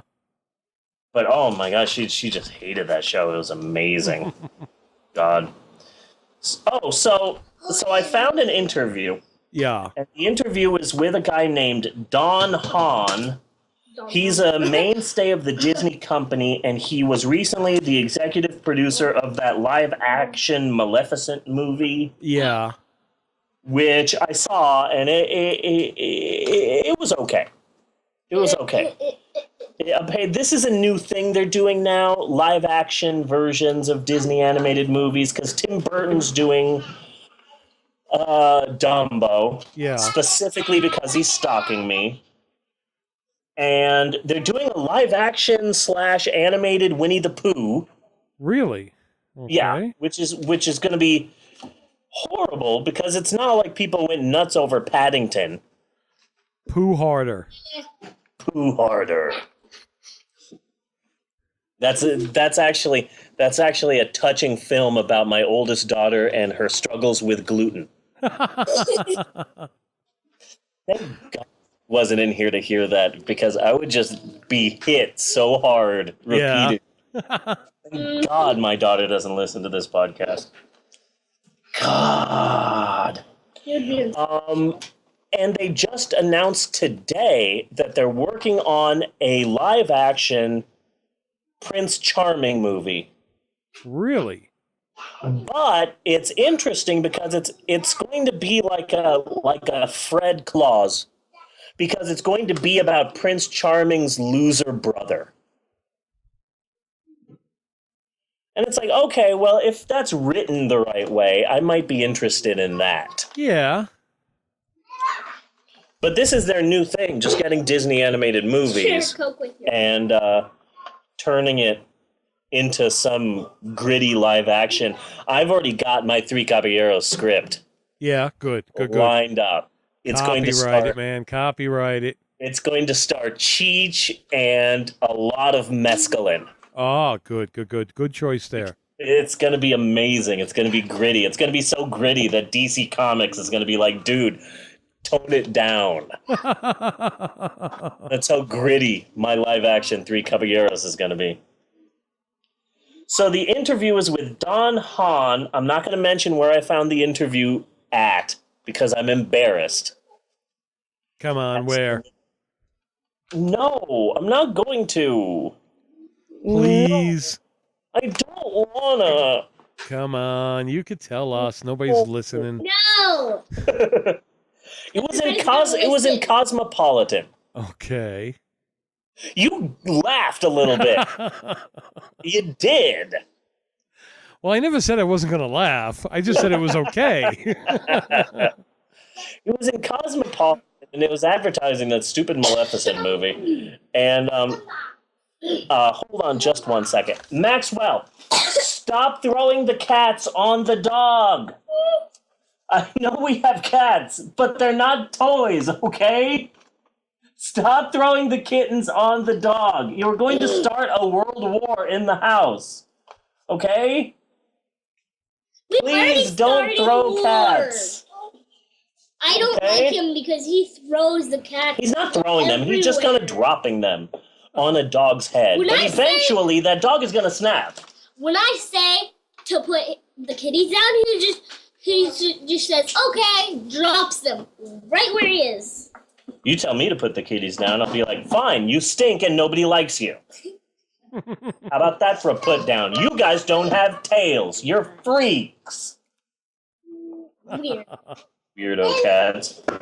This happens to me all the time, but my kids, my 2 daughters, brought kittens home. And I said, well, I have allergies. I'm kind of semi-allergic to cats, so I'm not going to touch them. I'm not going to tickle them. I'm not going to scratch them. I'm not going to have anything to do with these stupid cats. And so, of course, they love me. Yes.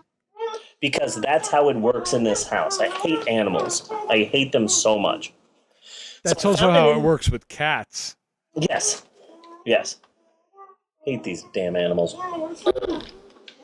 So, in this interview with Don Hahn, it was really helpful. He mentioned 2 reasons why Disney's sad. And I think that both of these are right on the money. And I thought you might like the first reason, Bunny. Okay. Because the first reason why Disney's so sad is all about basic screenwriting. Because the majority of Disney movies are about growing up. And from a writer's perspective, the easiest way to jumpstart a kid growing up is to just start bumping off people. Okay. It's all writing, and when you look at it, that basically, it really feels like a bit of a cheat, you know? It sounds like a bit of a cheat. Like, we're gonna make this movie about this kid growing up. How do we get him to grow up? Kill his parents. Let's kill his parents. Yep, let's kill his parents. Disney movie, kill parents. And leave him on his own. Yeah. Disney movie, kill the parents. What is this movie gonna be about? Oh, it's gonna be about a young girl, kill her parents. Frozen. Like really just Kill her parents. Good job, Bella. Frozen, 2 girls, kill the parents. You want to say something to the podcast? Okay, come here, Maxwell. Okay. What do you want to say to the podcast?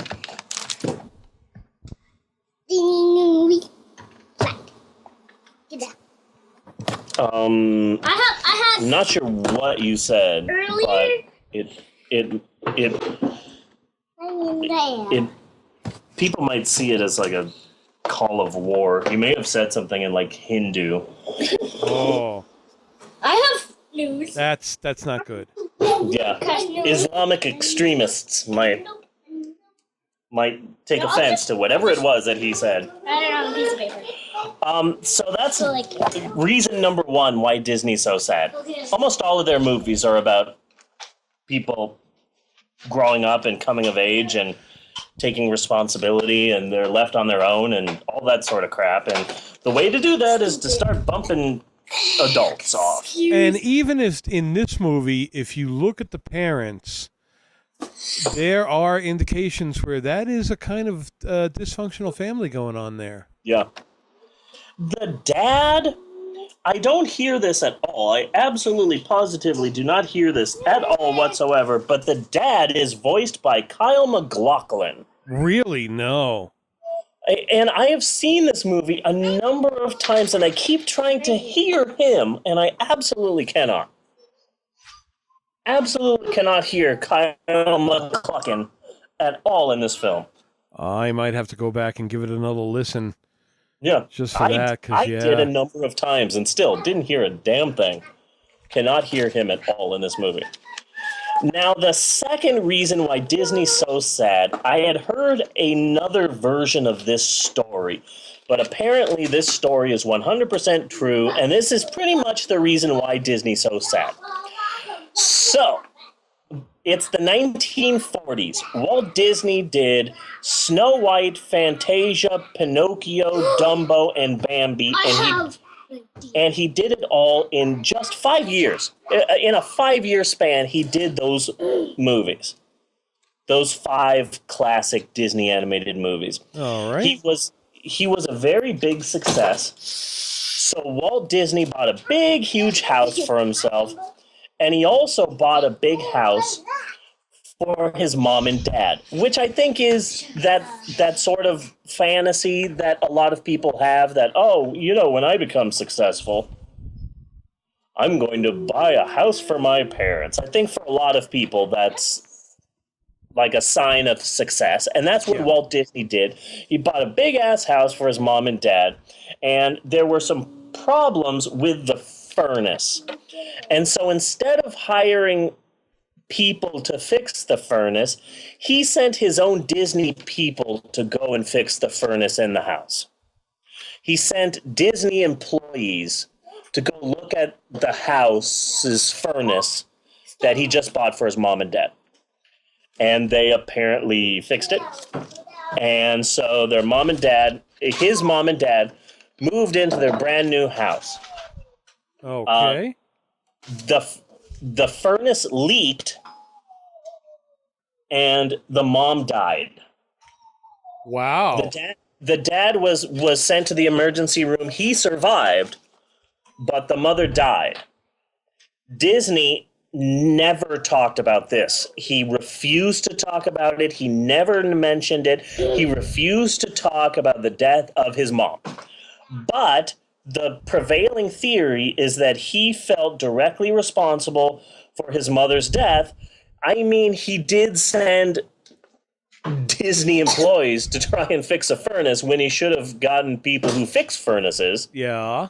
to fix the furnace. He felt directly responsible for his mother's death, and that sort of seeped into the bloodstream of his company, as it were. And that is really the reason why Disney's so sad. Disney's so sad. Disney's so sad. Maybe. When I got to the point, Probably not. But Bella maybe has a theory. Disney is sad because Walt's dead. Maybe Disney is sad because Walt's dead. Yeah, but they have his head on ice, so Yeah, good point, Bella. His head is frozen in ice, like Futurama. They're just waiting to thaw that puppy out when they get the right technology, so you can walk around in a jar going, "Ah, Jews!" So, it'll be fine. Inside Out is one of the sadder Disney movies of note recently. yes. And also one of their best. They really are in like a new golden age of Disney movies. Because when Disney started working with Pixar and when Disney purchased Pixar, Disney movies were really in the shit. They were making some pretty lousy Disney movies like Bolt. Not familiar with that one. Chicken Little. Chicken Little, yeah. Didn't see it. The Princess and the Frog. Heard of it.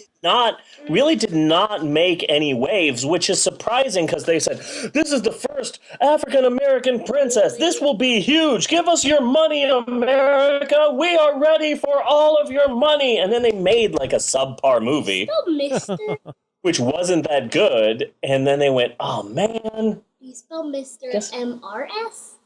No, MRS is Mrs. MR is Mr. Thank you for interrupting my podcast with that because everybody was worried. Everybody who was listening was worried. News. Oh, you're writing podcast news. Oh, well, everybody will like that. But while Disney movies themselves were in the crapper, Pixar was just rocking it out of the park with Ratatouille and WALL-E and Up, Toy Story 2, Toy Story 3. Yeah. So I feel that Pixar making movies superior to Disney animated movies made Disney animated movies try harder. Yes. So after a while, Disney really started doing good. Tangled is a really good Disney animated movie. Because what they did was they made a Disney princess film for boys. Is that kind of where that's at? Yeah, because they said, we're going to make the Rapunzel film, we're going to make the story of Rapunzel, and it's going to be a classic Disney movie, and it's going to be great, and let's make this movie. And they made the movie, and the audiences, which were like 50 or 60% boys, did not like it. So they decided to make it about this swashbuckler guy who steals something and ends up with Rapunzel. And so it really, and that's voiced by Zachary Levi, who I know as being Chuck from TV's Chuck. Uh-huh. And it really is less about Rapunzel and more about him and how dashing and weird and strange he is and his story. It really is the first Disney princess movie specifically for guys. And it's a wonderful animated movie. It really is great. And after that, they did Wreck-It Ralph in 2012. Yes, Maxwell. Yes, Maxwell. And I love Wreck-It Ralph. The way that I explain Wreck-It Ralph to people is it's Who Framed Roger Rabbit, but with video games. Yeah. And that's a wonderful movie. Frozen exploded. Oh, yeah. Very much. Not exactly sure why Frozen exploded. Like, out of all the Disney movies, I'm unsure as to why this one was the one that really made it huge. And what was really fucked up about Frozen is for a while on Roku, it still exists, but there was a channel called MovieFon, which was just all movie trailers. And it's like kind of gone to seed. They haven't updated it in a while and shit, but they would play the trailer for Frozen, and I would watch it, and it would be Olaf and the moose, and I'm like, these graphics are fucking horrible. That's a snowman. That's the best you could do, and yeah. And then I started finding out later that Olaf is hardly even in the movie, really. Yep. You know, and it's not about that at all, and that's where it became such a huge hit. And I was like really kind of surprised. Like, why would you lead with a trailer like that? Yeah. It is all a bit. I'm still confused as to why Frozen took off the way that it did, especially since my own girls were never obsessed with it like everybody else was. Yeah. Maxwell recently started liking it. Maxwell, sing "Let It Go." I like Frozen. Let it go. I can't hold it back anymore. Let it go. Let it go. I can't hold it back anymore. So that's the only part. So that's the only part you know, then, Maxwell, right? I only like that movie just for that song. You only like that movie just for that song? Yep. That's a bad reason to like a movie. And kind of a depressing song all on its own. Yeah, and kind of a depressing song, too. But then after Frozen, they did Big Hero 6, and that was a wonderful movie and an important movie. It was important because Big Hero 6, about the kid who has a robot, Who was like Nerf. inflatable, yeah. Yeah, that he turns into like a superhero robot, was based on a very short-lived and obscure Marvel comic book. Big Hero 6 was a short-lived comic book in the Marvel company.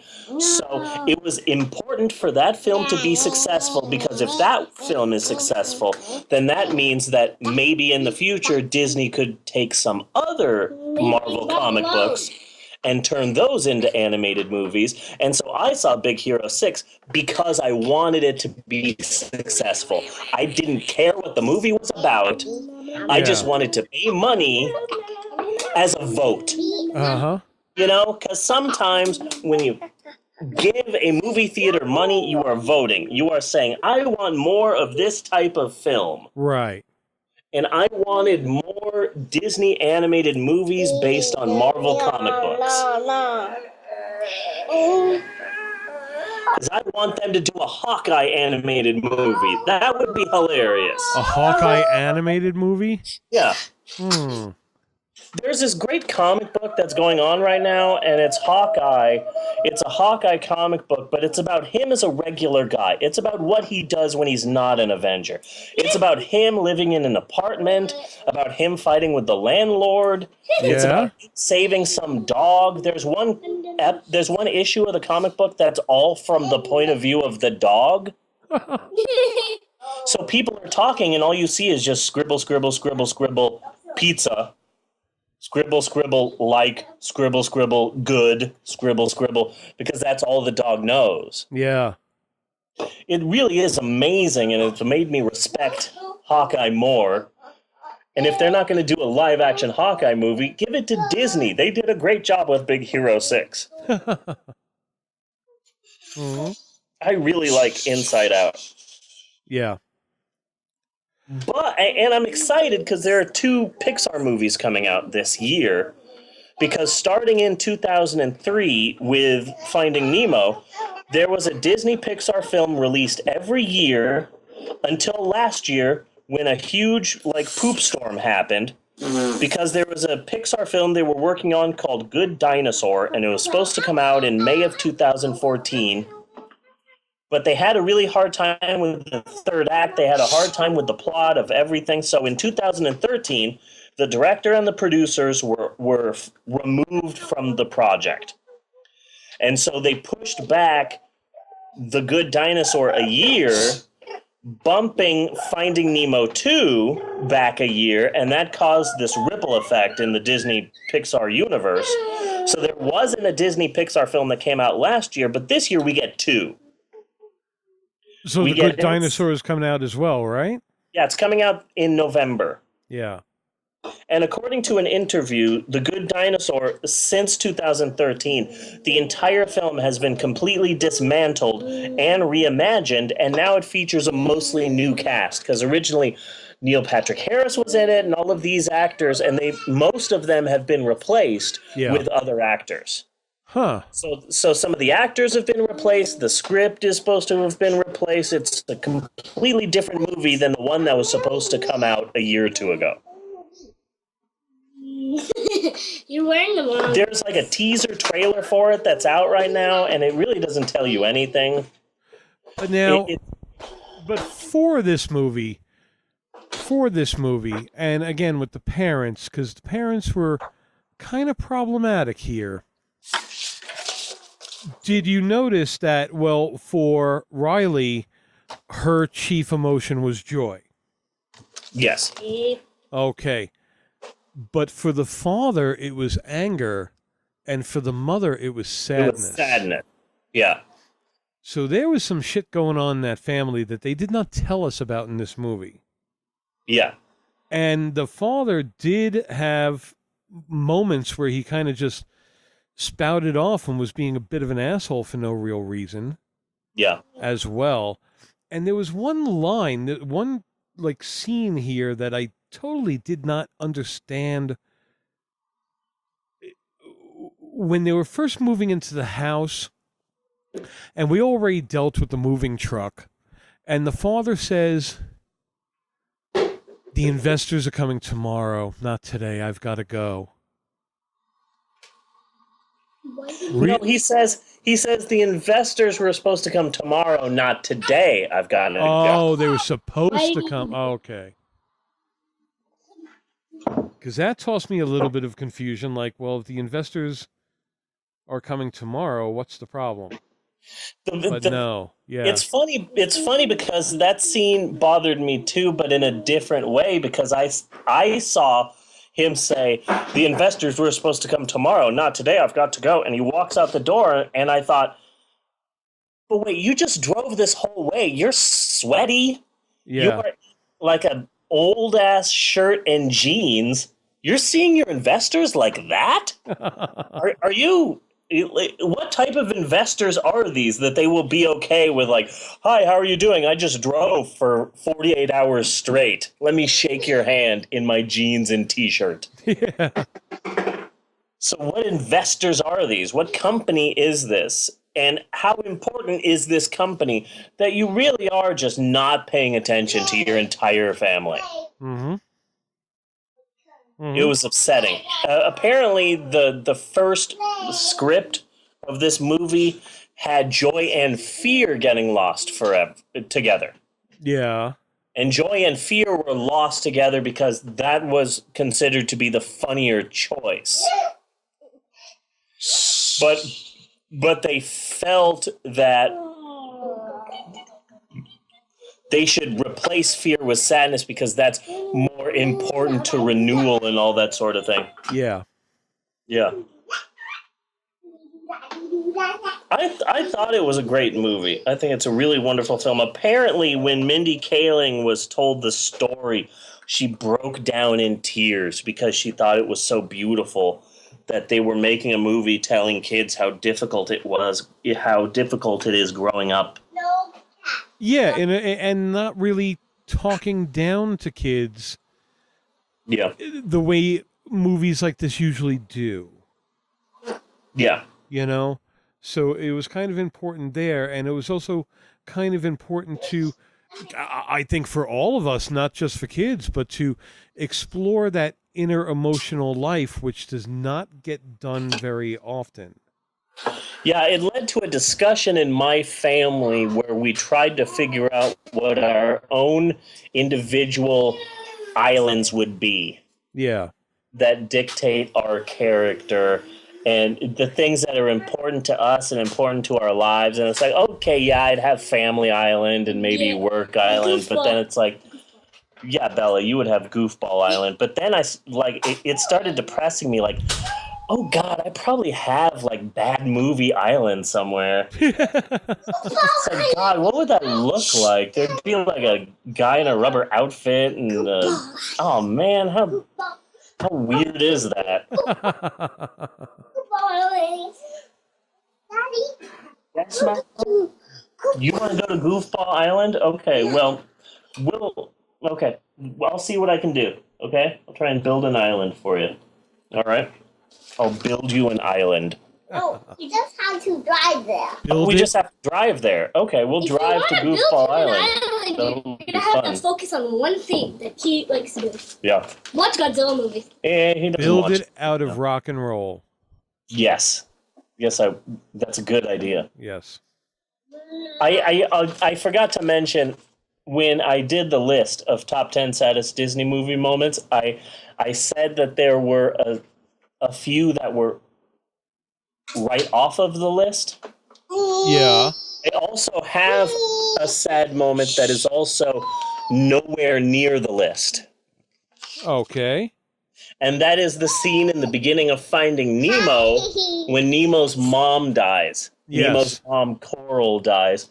Finding Nemo 2003, I found Coral to be kind of a bitch.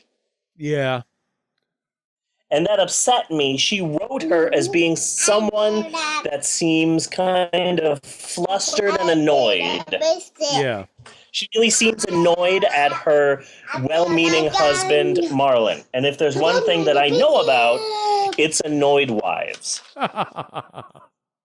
It's about wives who are annoyed by their slightly hyperactive yet well-meaning husbands. That is a something that I consider myself to be a bit of a professional about. Pecans. Freaking pecans. I ate all of those pecans. I ate all of them. Yeah. Ew. And I Tasting horrible. she said, "You ate all of my pecans?" And I said, "Yeah." You don't like pecans. You never eat them. Why did you buy them? Was it just to annoy me? And then she was silent for a really long time, and she said, maybe. And it was like, wow. Like, we just had a moment. We just had a shared moment. Mm-hmm. It's nice.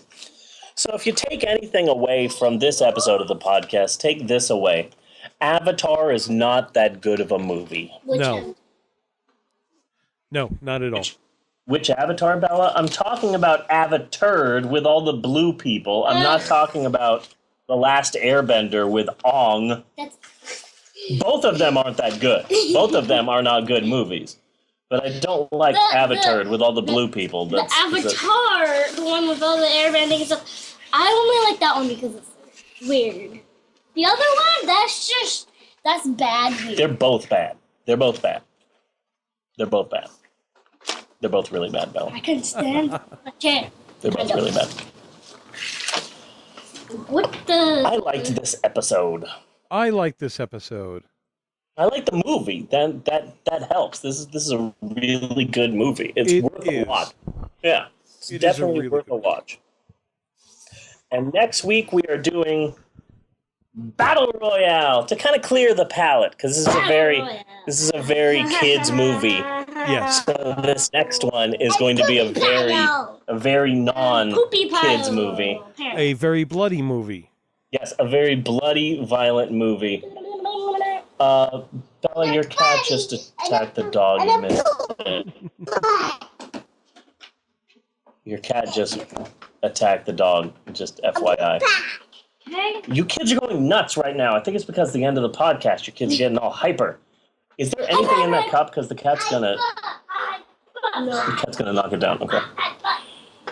So next week, Battle Royale. I'm gonna go ahead and watch Battle Royale 2, just because I've never watched it before. So yeah, might as well get that out of the way as well. I've heard it's not that great, but I really like the original Battle Royale. So. We also have a graphic novel at the bookstore, which is interesting. It's the story of the 5 girls who decide to not play the game and live by themselves in a house that end up all killing each other. It's a very small little scene in the movie. I'll help you. But but one of them dies from being poisoned, possibly. So they just start shooting each other to death. It's a tiny little scene in it, but the graphic novel expands on that scene and who the girls are. And one of the girls is in love with with another girl, and she hides it. And it's a really interesting story. Kind of expands on the world of Battle Royale. I really like it. Nice. And what is that? It's a manga, I guess. Okay. Is what you would call it, but it expands on one of the scenes. I'm trying to figure it out. Did they just hear typing in the background? Yes, they probably just hear typing in the background. Battle Royale.